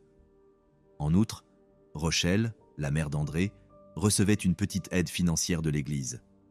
Mais même avec cette aide, leur maison restait privée d'électricité et d'autres ressources tout aussi importantes. Plus tard, Wanda Banks, dont j'ai déjà parlé, s'est souvenu qu'André était un enfant très poli et curieux malgré les difficultés auxquelles il était confronté. Selon son père, Danny Thomas, il démontait souvent les appareils électroménagers pour comprendre leur fonctionnement, puis il les remontait.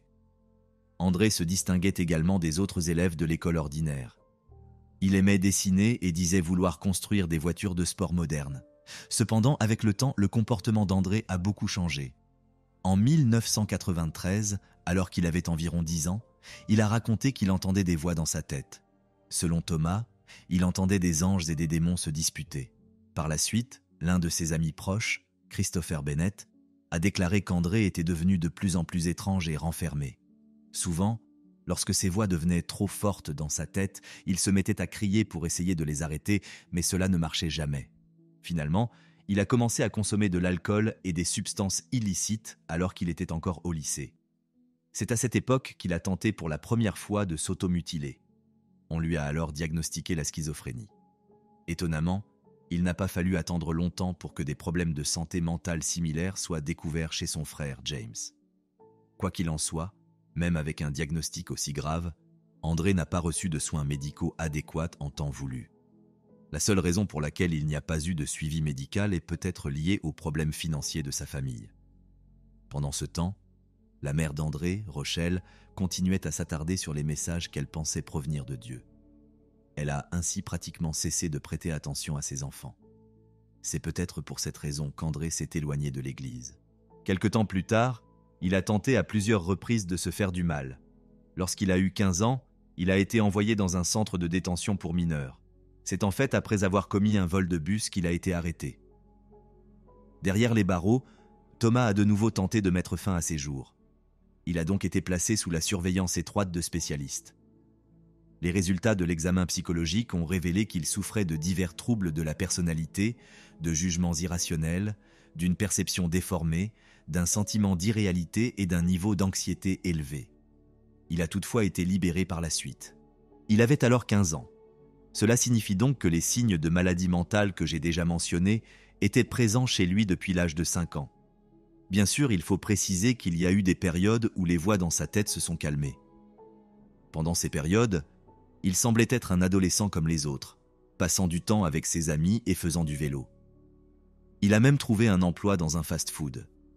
Il a également rencontré une fille nommée Laura Boren. Ils ont développé une connexion si profonde qu'ils se sont engagés dans une relation amoureuse. Tout allait pour le mieux dans sa vie à cette époque. Il se rendait au lycée le matin, puis allait travailler, rendait visite à sa petite amie et rentrait enfin chez lui. Pour Laura et sa famille, Thomas était un jeune homme gentil et attentionné. Le père de la jeune fille, Paul Boren, a même parlé de la capacité d'André à se montrer sous son meilleur jour. Certes, lorsque les jeunes gens ont commencé à se fréquenter, les parents de Laura ignoraient encore que Thomas entendait des voix et consommait des substances illicites. Mais ils ignoraient également les problèmes judiciaires de Thomas. C'est peut-être pour cette raison qu'ils ont pensé qu'André était un jeune homme prometteur, avec un avenir merveilleux et sûr devant lui. Au bout d'un certain temps, on apprit que Laura était enceinte. Lorsqu'André l'apprit, il abandonna immédiatement l'école et commença à travailler à plein temps, essayant d'assurer l'avenir de sa famille. Bien avant cet événement, le père de Laura avait plaisanté en disant qu'il tuerait le père de l'enfant s'il apprenait que l'une de ses filles était enceinte. Mais lorsque l'homme a réalisé à quel point Thomas prenait Laura au sérieux, il a décidé de ne pas interférer dans leur relation. C'est ainsi qu'en août 1990, un petit garçon prénommé André Junior est né. Peu après sa naissance, André a demandé Laura en mariage et l'a épousée. Ironiquement, il l'a épousée le jour de ses 18 ans. Cependant, cette relation n'a pas duré longtemps et après seulement 4 mois, les deux jeunes gens ont décidé de se séparer. Immédiatement après le divorce, André perçoit à nouveau les voix dans sa tête. Parallèlement, le jeune homme ne pouvait pas accepter la fin de sa relation avec Laura. Il la poursuit sans relâche et insiste pour qu'ils reprennent leur relation. De son côté, Laura était déterminée à élever son enfant seule. Par ailleurs, La santé mentale d'André s'est tellement détériorée qu'il est devenu obsédé par l'idée de l'apocalypse prochaine.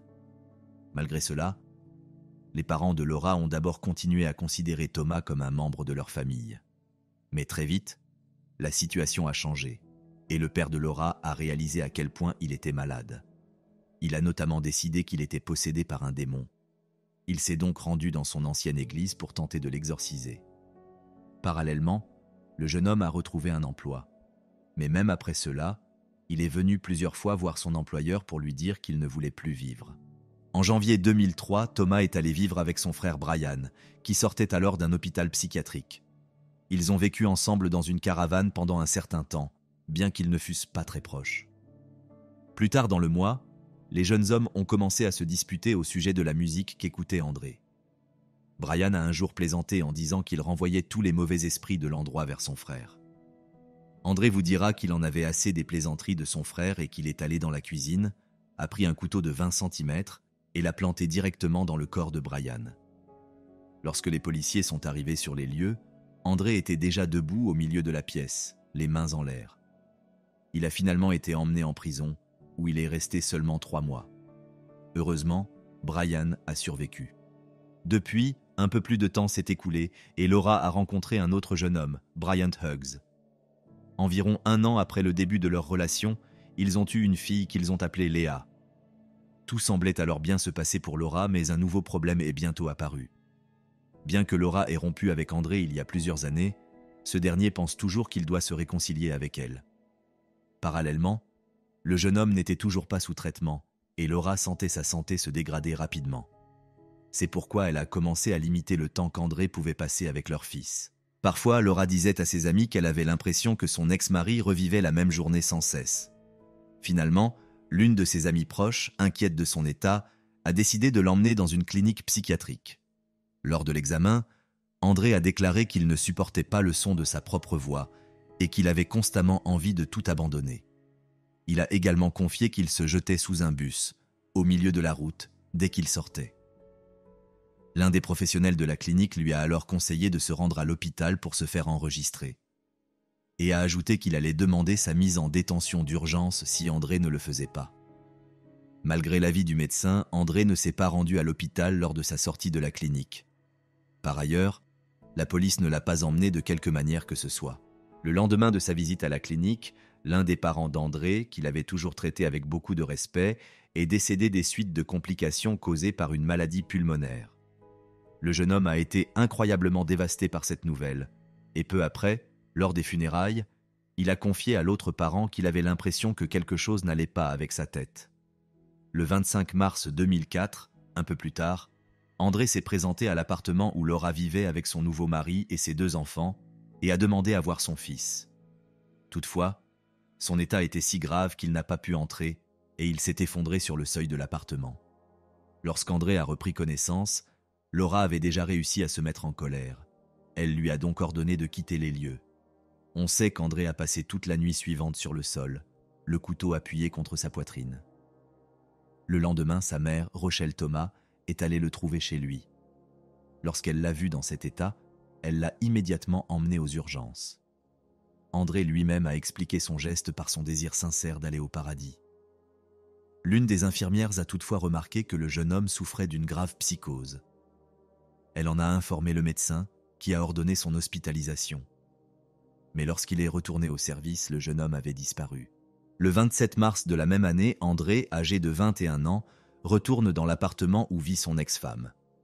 Lorsqu'il est arrivé, il est monté tranquillement jusqu'au 3e étage et a forcé la porte d'entrée. Malheureusement, Laura était présente avec ses enfants à ce moment-là. Une fois à l'intérieur, Thomas a rapidement trouvé Laura et s'est immédiatement précipité sur elle, 3 couteaux à la main. Laura a tenté de se défendre, mais elle était plus faible que lui. Au bout de quelques instants, le jeune homme lui a planté l'un de ses couteaux en plein dans la poitrine. Après avoir transpercé la poitrine de Laura, André en sortit ce qu'il pensait être son cœur. Mais il s'agissait en réalité d'une petite partie du poumon. Il s'est ensuite dirigé vers la chambre des enfants. Une fois à l'intérieur, le jeune homme a attrapé son propre fils et lui a fait la même chose qu'à son ex-épouse. Cependant, cette fois-ci, il a réussi à retirer le cœur. Ensuite, il s'est approché de la fille de Laura et Bryant. âgé d'1 an, et lui a fait la même chose qu'à André Junior. Après avoir récupéré les organes découpés, il est retourné dans la pièce où gisait le corps essoufflé de Laura. Prenant l'un des couteaux, André s'est poignardé la poitrine à 3 reprises, puis s'est allongé à côté d'elle. Au bout de quelques minutes, il s'est rendu compte qu'il ne pouvait apparemment pas mourir de ses blessures. Toujours confus, il s'est levé, a mis les organes des victimes dans un sac et est rentré chez lui, parcourant environ 8 km au total. Une fois arrivé chez lui, il a jeté les organes dans une poubelle et a envoyé un message vocal aux parents de son ex-épouse. Voici le contenu approximatif de ce message. « Bonjour, c'est André. J'ai besoin de votre aide. Il m'arrive quelque chose de grave et cela continue. Je ne sais pas ce qui m'arrive. J'ai l'impression d'être en enfer et j'ai besoin de votre aide. J'ai besoin d'aide. Quelqu'un doit venir m'aider. J'ai vraiment besoin d'aide. Je suis désespéré. J'ai peur d'aller me coucher. Alors, quand vous recevrez ce message, venez chez moi, s'il vous plaît. » Quelques heures plus tard, André s'est présenté seul au commissariat de Sherman, dans le nord-est du Texas, et a avoué son crime. Il a également demandé si on le cherchait depuis tout ce temps. Au cours de l'interrogatoire préliminaire, il a révélé qu'il n'avait commis ce crime brutal que parce qu'il pensait que Dieu le voulait. À ce stade, la nouvelle de ce crime horrible avait déjà pratiquement choqué tous les habitants de l'État du Texas. Plus tard, les habitants de Sherman ont organisé un mémorial improvisé juste devant l'immeuble où Laura vivait avec ses enfants et son compagnon. Ils y ont déposé des fleurs et ont couvert l'allée et les escaliers menant à l'appartement numéro 340. Le mari de Laura, Bryant Haggs, a été incroyablement dévasté par l'horrible événement et a déclaré qu'il ne pouvait pas croire que ce qui était arrivé à sa femme et à leur fille était vrai. Toujours dans un état critique en raison des blessures qu'il s'était infligées après son arrestation, André a été emmené dans un hôpital proche par les policiers, qui l'ont ensuite opéré en urgence. Le jeune homme a ensuite été transféré dans une prison du comté de Grayson. Sa santé mentale s'est à nouveau détériorée dans cet établissement. Selon le personnel pénitentiaire, Thomas s'automutilait souvent et criait qu'il allait sauver le monde. Il croyait également sincèrement que Laura et ses enfants n'étaient pas morts, mais libérés du mal. On sait également qu'il lisait sans cesse la Bible et prononçait des paroles dénuées de sens. Plus précisément, il lisait le verset 29 du chapitre 5 de l'Évangile selon Matthieu. « Si ton œil droit te fait pécher, arrache-le et jette-le, car il vaut mieux que tu perdes une partie de ton corps que d'être jeté dans la géhenne. » Prenant cela comme un nouvel ordre de Dieu, le jeune homme a enfoncé ses doigts dans son orbite droite, puis a saisi le globe oculaire et l'a arraché. Les policiers ont donc dû à nouveau emmener André à l'hôpital. Une fois dans le service, Thomas supplie les médecins de contacter son ex-femme. Selon lui, il voulait absolument voir Laura et lui demander pardon. Peu avant cet incident, le procureur chargé de cette affaire très médiatisée avait déjà réussi à rassembler tous les détails importants. Selon lui, André méritait la peine de mort pour le crime qu'il avait commis. Cependant, dès qu'il a appris que Thomas s'était arraché l'œil droit à la main, il a pensé que le procès se concentrerait probablement sur son état mental et sur la possibilité d'une responsabilité pénale pour ce qu'il avait fait. Le procureur et l'avocat d'André ont insisté pour qu'il soit examiné par des professionnels de la santé mentale. Lors de l'entretien avec les spécialistes, le jeune homme a répondu aux questions en écrivant ses réponses sur une feuille de papier. Selon lui, il ne pouvait pas parler, car sa bouche lui posait trop de problèmes. À un moment donné, André a dessiné une femme ailée et a écrit ces mots. Je ne sais pas à quel point cela lui a brisé le cœur. Il s'est alors mis à rire. André riait très souvent aux moments les plus inopportuns. L'un des spécialistes qui l'a examiné a déclaré avoir un doute persistant quant à l'exagération possible de ses symptômes. Quoi qu'il en soit, Thomas a tout de même été interné en hôpital psychiatrique. Il devait y rester jusqu'à ce que son état mental se stabilise. Dans ce contexte, le procureur a proposé à André une négociation de peine. S'il avait accepté ce marché et plaidé coupable, il aurait été condamné à la réclusion criminelle à perpétuité, avec une possibilité de libération conditionnelle au bout de 40 ans. Une telle peine est également très sévère, mais Thomas aurait ainsi pu éviter la peine la plus lourde. C'est pourquoi presque tous les membres de la famille l'ont persuadé d'accepter les termes de l'accord. Cependant, le jeune homme leur a expliqué que lors d'une de ses visites à la prison, sa mère lui avait dit de ne pas accepter l'offre, car Jésus s'occuperait de lui. C'est sans doute la raison pour laquelle André n'a jamais plaidé coupable. Le 15 février 2005, près d'un an après l'incident, le procès d'André Thomas est ouvert. Il est important de noter qu'il n'a été jugé que pour le meurtre de Laura. Lors des séances, il portait un bandeau noir sur l'œil droit. Par ailleurs, le jeune homme était beaucoup plus grand qu'auparavant. Ce changement serait dû aux effets secondaires de la prise de médicaments antipsychopathiques administrés à la dose maximale autorisée. André a également mangé des sucreries à plusieurs reprises au cours du procès, y compris pendant son témoignage détaillé sur les circonstances du crime. Quant aux jurés qui ont également assisté au procès, ils ont tous pu voir les images détaillées prises par les policiers sur la scène de crime. Ils ont également entendu André déclarer qu'il avait tenté d'arracher le cœur de la poitrine de son ex-femme. Finalement, le jury a reconnu que le jeune homme était mentalement instable et ne se rendait pas compte de la gravité, et surtout de la brutalité, de ses actes. Cette circonstance ne l'a toutefois pas sauvé de la peine la plus sévère, car, selon la législation de l'État du Texas, l'état mental de Thomas était la conséquence de sa consommation volontaire d'alcool et de substances illicites. Peu avant le prononcé du verdict, le procureur s'adresse à nouveau au jury et lui demande quel criminel mérite la peine de mort, si ce n'est celui qui a commis le meurtre de 2 jeunes enfants et de leur mère. Avant d'annoncer le verdict, le juge a demandé à André s'il souhaitait prendre la parole. Le jeune homme s'est alors levé de son siège, s'est tourné vers les parents de Laura et a prononcé ces mots « Je veux juste dire que je suis désolé pour ce que j'ai fait ». Finalement, le jury a reconnu André coupable de meurtre et l'a condamné à mort. À l'issue du procès, il a été envoyé dans la prison connue sous le nom de Corridor de la mort, située dans la ville de Livingston. Son état mental n'a cessé de se dégrader pendant son séjour. Il disait notamment entendre les voix des anges et des démons, et ne pas comprendre pourquoi il était emprisonné pour un acte commis sur ordre de Dieu. Par ailleurs, Thomas n'a jamais cessé de tenter de se faire du mal pendant tout ce temps. Il est même allé jusqu'à se trancher la gorge un jour. Mais les médecins locaux lui ont sauvé la vie. Après cela, son état s'est stabilisé pendant un certain temps, jusqu'à ce qu'il s'arrache l'œil gauche en 2008 et le mange. André a révélé plus tard qu'il avait agi ainsi parce qu'il ne voulait pas que le gouvernement lise dans ses pensées.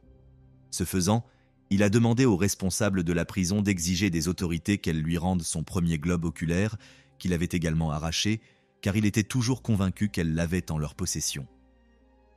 Peu après l'incident, Thomas a été transféré dans un hôpital psychiatrique du sud-ouest de Houston.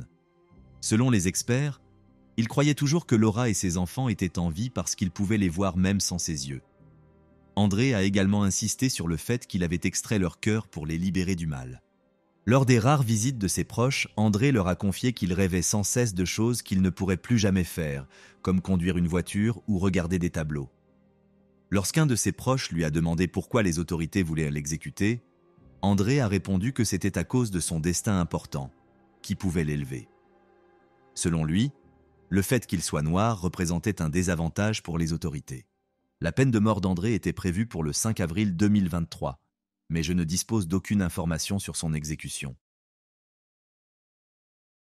Cet incident s'est produit en Turquie. Saray Jimenez est née le 9 novembre 1979 à Manhattan, New York, États-Unis. Elle était la deuxième fille de Denis et Betsaida Jimenez, un couple portoricain qui a déménagé à New York en 1983. Dans sa jeunesse, Denis et sa femme se sont convertis au christianisme évangélique et ont élevé leurs enfants, à savoir Christina Saray et David, conformément aux principes de cette religion.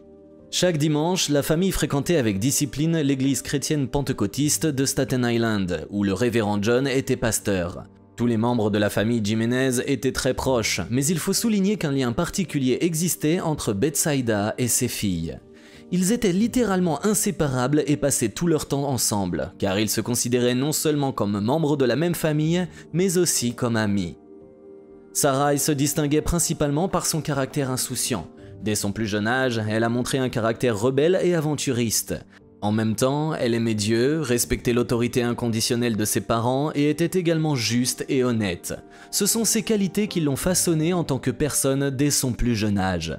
Dans la maison familiale Jimenez, les filles n'étaient pas autorisées à traîner avec les garçons ou à passer du temps sans rien faire. Leur vie sociale était directement liée à l'église ou aux gens de la communauté qui étaient connus de tous comme des citoyens honnêtes. Oui, c'était peut-être une vie simple et parfois ennuyeuse, mais les parents protégeaient ainsi leurs enfants du danger. Pour cette raison, le monde de Saray tournait autour de Staten Island, qu'elle connaissait bien. Enfant, elle rêvait de devenir enseignante, mais après avoir obtenu son diplôme d'une école secondaire ordinaire, elle n'a pas montré beaucoup d'intérêt à entrer dans une université spécialisée. Néanmoins, la jeune fille a continué à participer aux activités de l'église évangélique et de sa communauté. Ainsi, lors d'une des réunions, elle a rencontré son futur mari, un jeune homme nommé Stephen Sierra. Il avait 7 ans de plus qu'elle, mais cela ne les a pas empêchés d'entamer une relation amoureuse. Stephen et Sarai se sont mariés le 14 février 1999. Après un certain temps, ils ont déménagé dans le Michigan pour vivre plus près de la famille du jeune homme. Là-bas, Sarai a trouvé un emploi dans un cabinet médical et est devenue peu après mère de 2 enfants.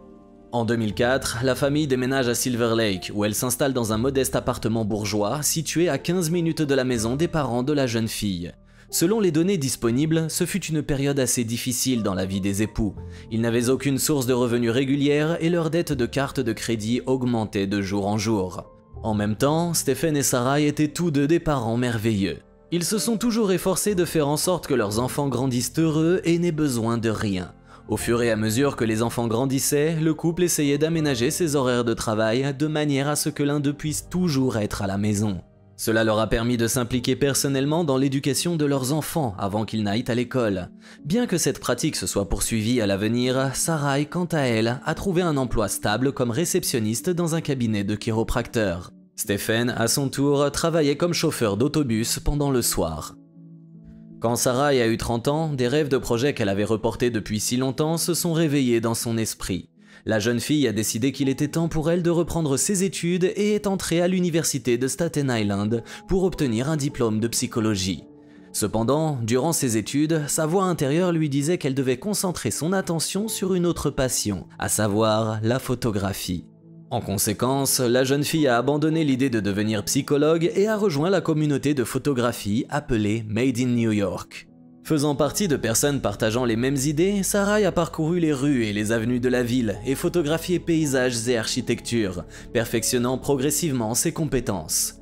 De toute évidence, la jeune fille a réussi à prendre des photos incroyables. Elle apprenait vite et semblait toujours avoir un talent inexploité.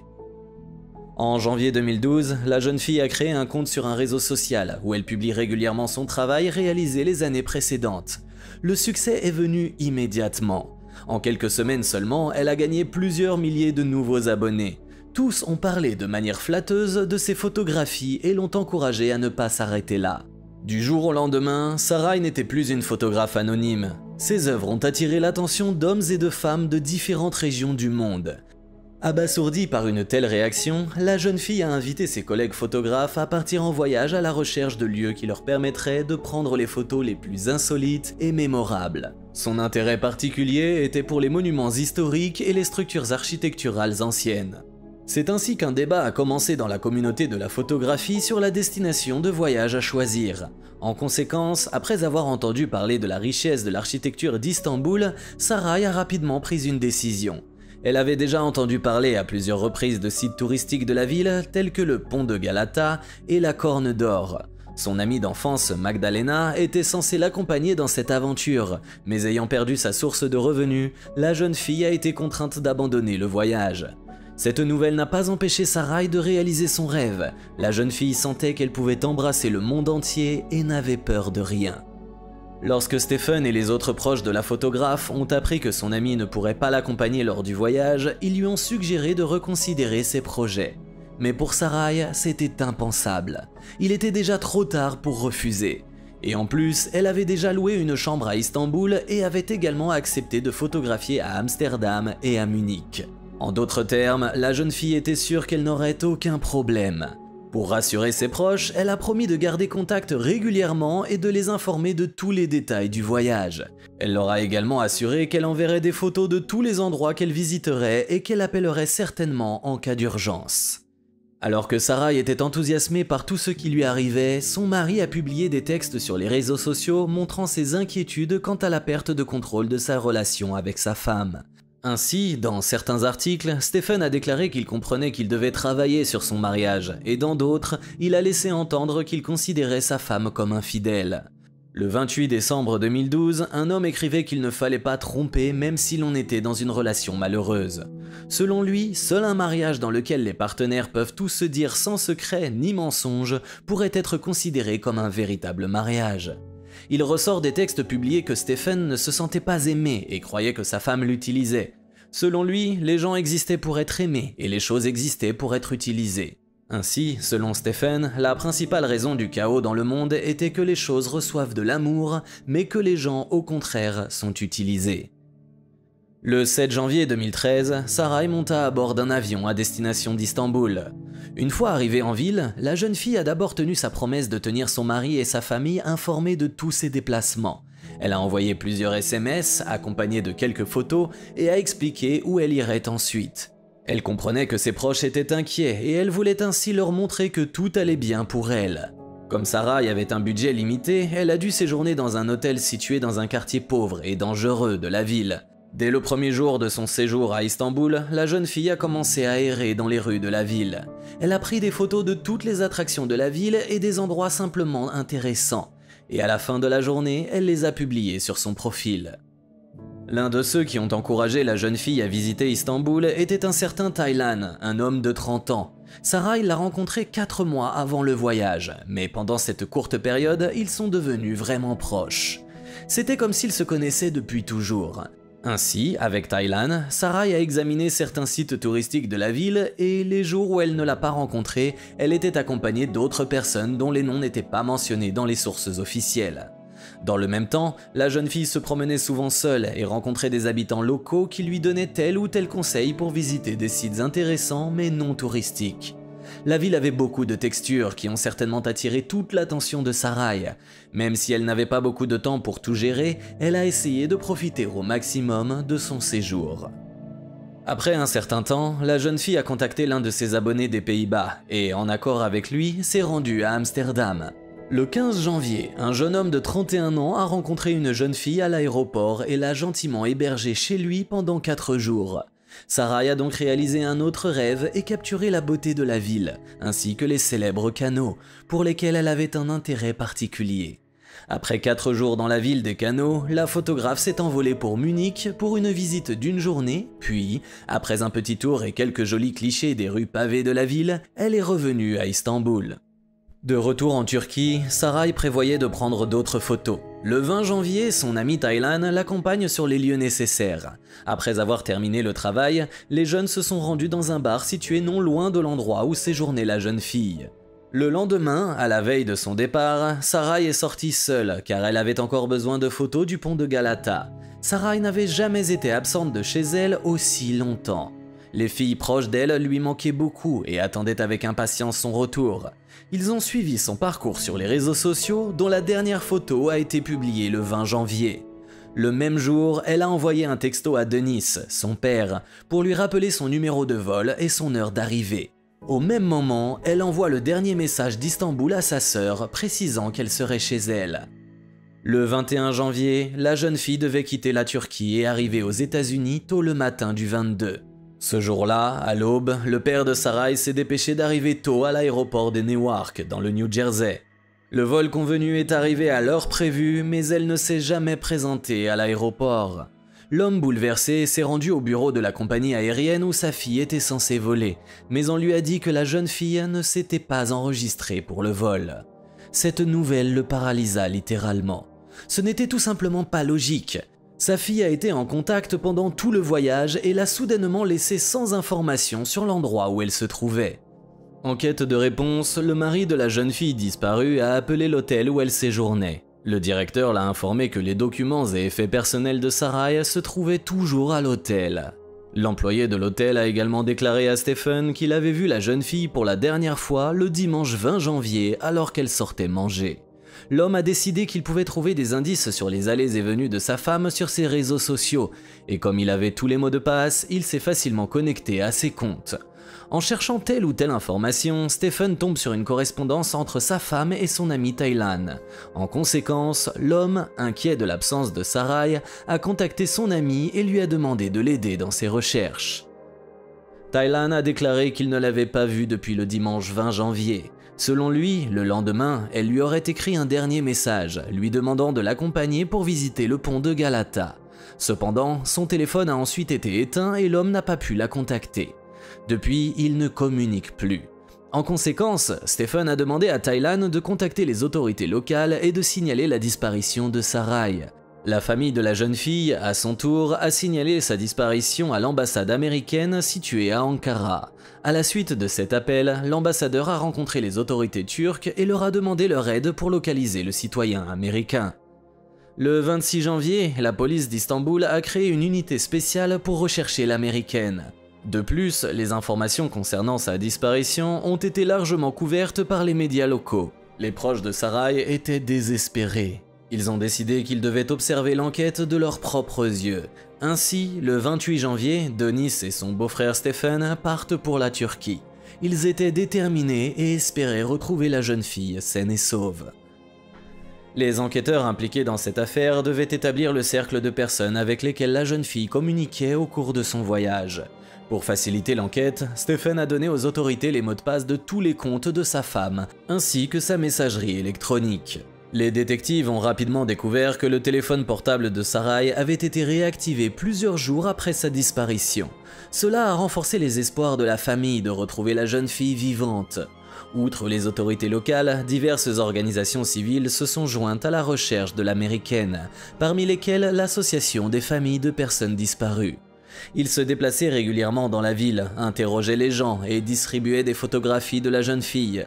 Bientôt, plusieurs personnes ont contacté des représentants de l'organisation et ont signalé avoir vu la femme disparue près du pont de Galata. Initialement, la police considérait Taylan, de son vrai nom Tarkan, comme le principal suspect, car il était la dernière personne à avoir eu des contacts personnels avec Sarai avant sa disparition. Cependant, après que les autorités ont réussi à examiner la correspondance entre Tarkan et la jeune fille, elles sont arrivées à la conclusion qu'il n'était probablement pas impliqué dans sa disparition.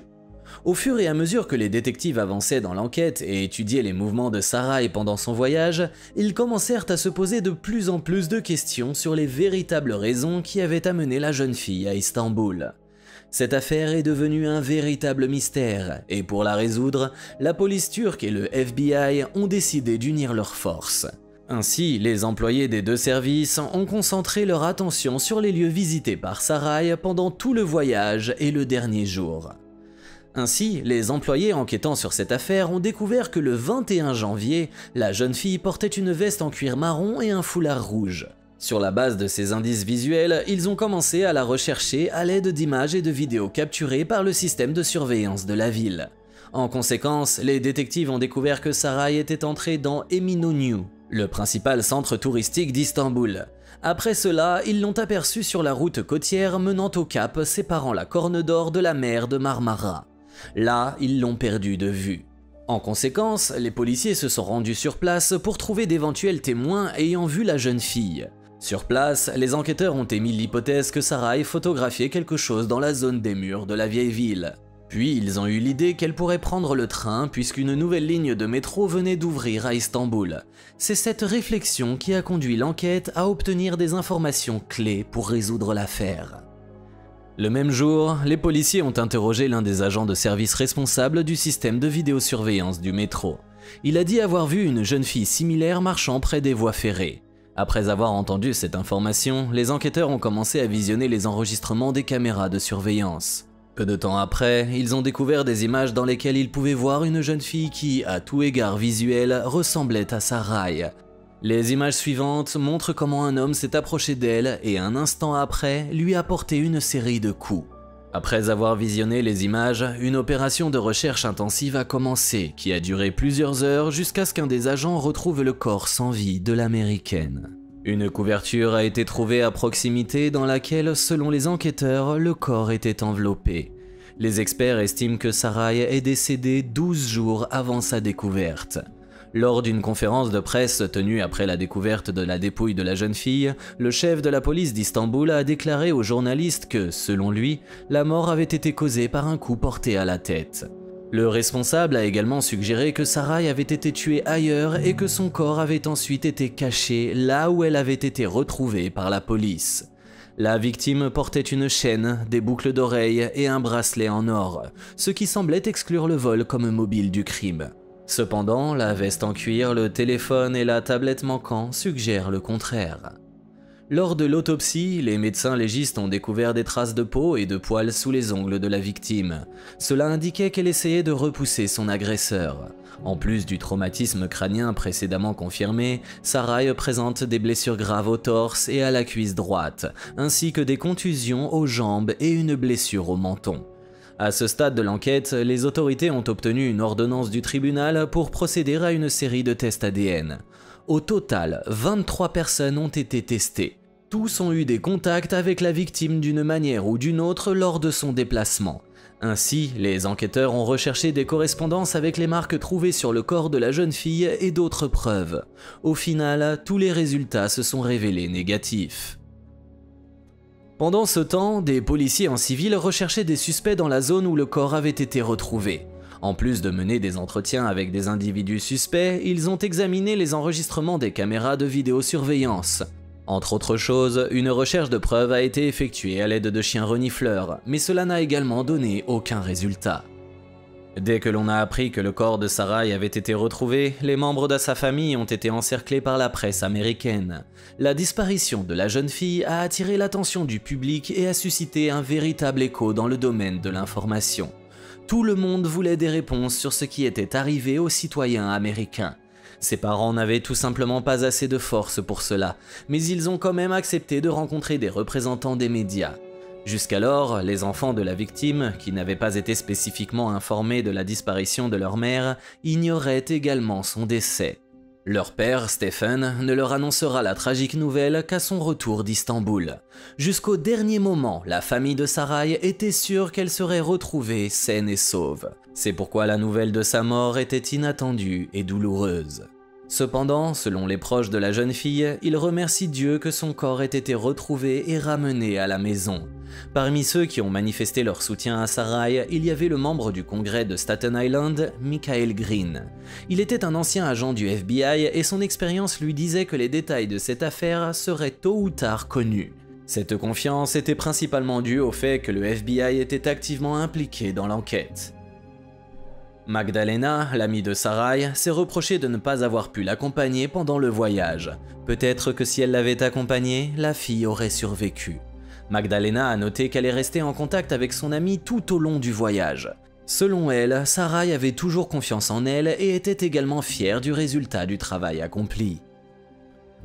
Comme indiqué précédemment, dès le début de l'enquête, les autorités se sont interrogées sur les véritables raisons du voyage de la jeune fille, ainsi que sur son mode de vie. Ces questions sont restées même après que Sarai ait été retrouvée morte. Les autorités ont donc trouvé suspect que la victime se soit arrêtée dans un quartier modeste et même dangereux d'Istanbul, sans veiller à sa sécurité. De plus, plusieurs personnes ont posé des questions concernant la composante économique des voyages. Le plus souvent, cette question ressemblait à ceci. Comment la femme d'un homme qui conduit un bus pourrait-elle se permettre un voyage à Istanbul dans le seul but de prendre une série de photographies de la ville ? À ce propos, diverses hypothèses ont commencé à être émises.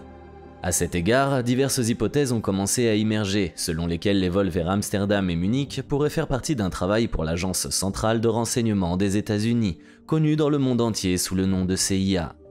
Bien sûr, une version aussi fantaisiste a été rapidement abandonnée. Les enquêteurs ont ensuite déterminé que Sarai avait des liens avec des personnes d'Istanbul et d'Amsterdam ayant de nombreux antécédents criminels.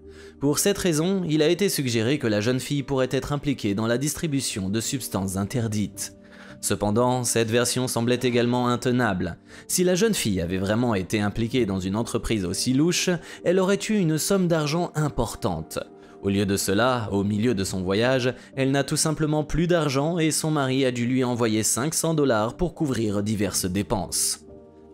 Au contraire, les médias ont évoqué des choses plus banales, comme la possible relation intime de Sarai avec Tarkan, et le jeune homme qui a hébergé la jeune fille à Amsterdam. Les jeunes hommes ont défendu du mieux qu'ils ont pu l'honneur de leur défunt ami, affirmant qu'il n'y avait jamais eu de relation amoureuse entre eux. Tous deux ont déclaré avoir communiqué avec elle uniquement en raison d'un intérêt commun pour la photographie. La famille de la victime a également pris sa défense. Stephen, le mari de Sarai, a non seulement refusé de croire aux rumeurs répandues par les médias, mais a également nié que lui et Sarai aient eu des problèmes dans leur relation.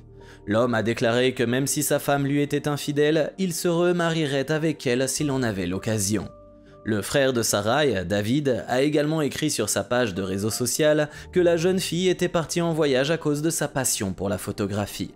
Elle voulait simplement capturer la beauté, l'architecture et les paysages locaux, et également essayer de transmettre l'identité culturelle.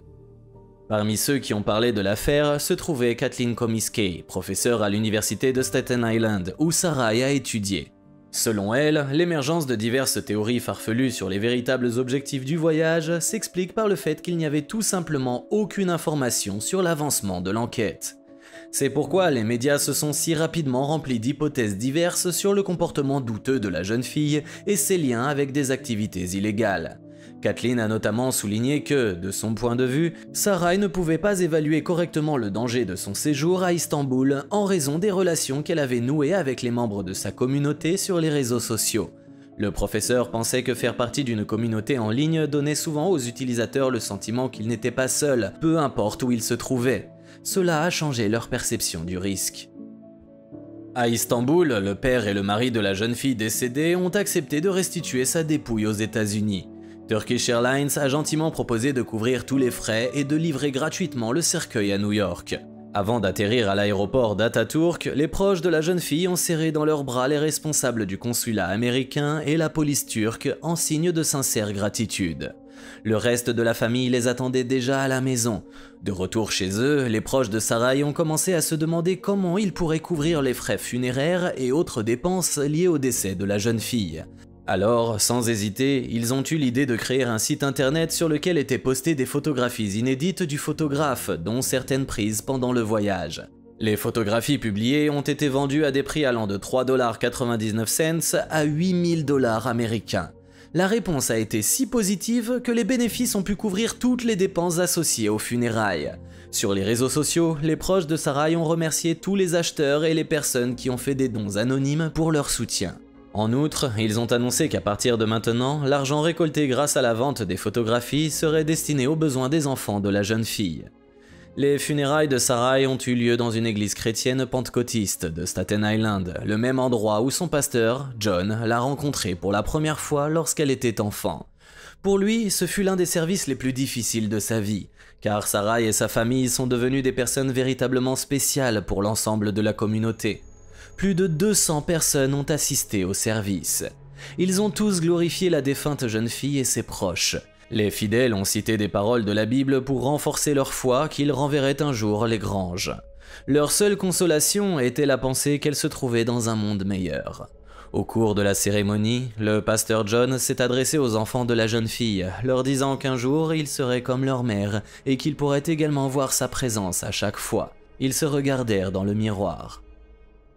Pastor, un ancien détective, a déclaré avoir entendu des spéculations dans les médias selon lesquelles Sarai n'était ni un agent spécial, ni un coursier transportant des substances illégales. Il a assuré à toutes les personnes présentes qu'il connaissait la jeune fille depuis l'âge de 9 ans et était sûr que de telles informations ne pouvaient tout simplement pas être vraies.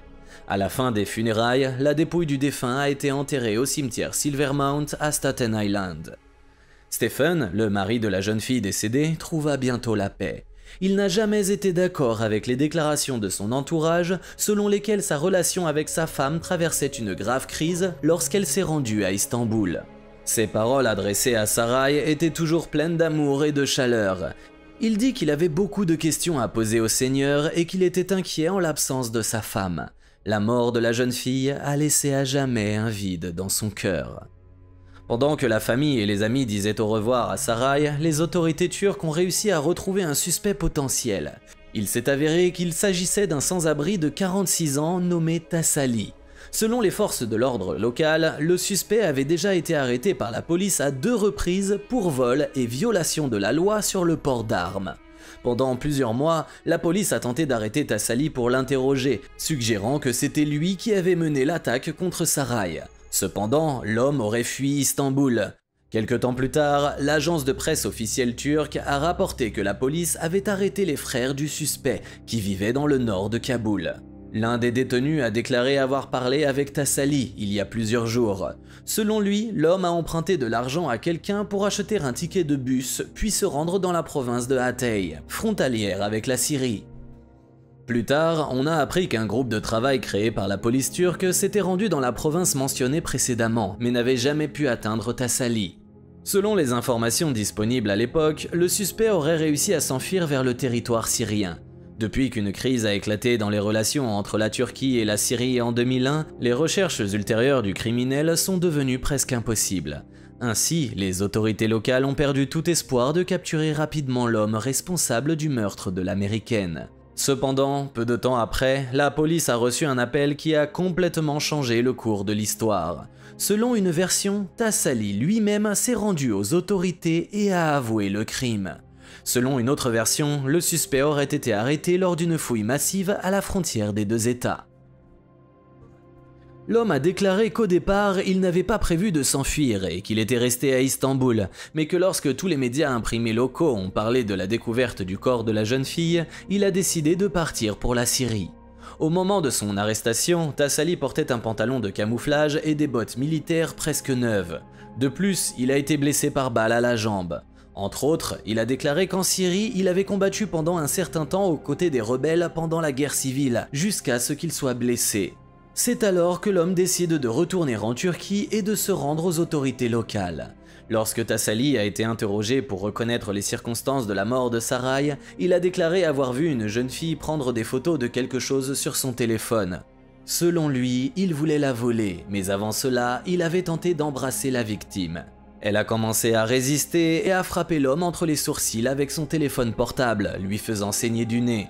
Cela a rendu furieux l'agresseur et il a perdu le contrôle de ses actions. Selon le criminel, il aurait frappé la jeune fille avec une série de coups de pierre dont l'un lui aurait été fatal. Après cela, il a quitté les lieux du crime et n'est revenu que le lendemain. Puis il réalisa que la fille était vraiment morte. Il a fini par couvrir le corps de Saray avec une couverture et l'a déplacé vers un autre endroit. Il a ensuite récupéré certains effets personnels de la victime et les a vendus au marché. Le procès pour le meurtre de Saray a débuté le 3 septembre 2013 sur le territoire d'un des tribunaux turcs. Le procureur en charge a déclaré qu'outre les aveux de l'homme, le meurtrier présumé avait été identifié par les autorités grâce à la découverte d'échantillons de sa peau sous les ongles de la victime. Des enregistrements vidéo de caméras de surveillance installés dans le métro d'Istanbul ont été fournis comme preuve supplémentaire. La séquence vidéo a capturé le moment où Tasalli a attaqué la jeune fille. Après avoir examiné les preuves de la culpabilité du prévenu, le juge a ordonné un examen de la santé mentale du criminel. Une nouvelle audience dans l'affaire a eu lieu le 24 juillet 2014. Ce jour-là, la Haute Cour pénale d'Istanbul a reçu un rapport d'un hôpital psychiatrique indiquant que l'accusé ne souffrait d'aucun trouble mental qui l'empêcherait d'être jugé et tenu responsable de ses actes. Ainsi, le juge a pu prendre une décision finale et a condamné Tasalli à la prison à vie pour le meurtre et le vol de la citoyenne américaine Saray Sierra. Les proches de la jeune fille décédée ont remercié le tribunal pour la décision. Ils se sont dit soulagés d'apprendre que le voleur qui avait tué leur fille avait été condamné à vie. Le mari de Saray, Stephen, était également satisfait de la décision du tribunal. L'homme a déclaré qu'avant la condamnation, il avait essayé de trouver la force de continuer avec ses enfants. Il a admis que même si sa femme lui manquait chaque jour, il faisait tout le nécessaire pour commencer une nouvelle étape de sa vie. À l'avenir, Stephen réussit à retrouver l'amour. Le veuf est tombé amoureux d'une amie d'enfance qui lui a proposé de l'aider à s'occuper de ses enfants pendant qu'il allait travailler. Ainsi, le 23 janvier 2014, 2 jours après le premier anniversaire du décès de sa femme, l'homme se remaria. La mort de Saray Sierra a contraint les autorités des deux pays à unir leurs forces pour résoudre un crime qui, de l'avis de tous, était sans précédent. Les circonstances de cette affaire pénale ont suscité une énorme résonance en Turquie. En 2017, plusieurs épisodes d'une série policière turque intitulée Vie volée ont été tournés sur cette base. Bien que le cas de Saray ait été entouré de diverses spéculations, on se souvient aujourd'hui d'elle comme d'une femme photographe partie à Istanbul pour poursuivre son rêve. Elle était si confiante et concentrée sur son travail qu'elle ne s'est pas rendue compte à quel point elle était en danger. Néanmoins, Saray a laissé derrière elle non seulement de belles photographies reflétant sa vision de la vie, mais aussi 2 fils.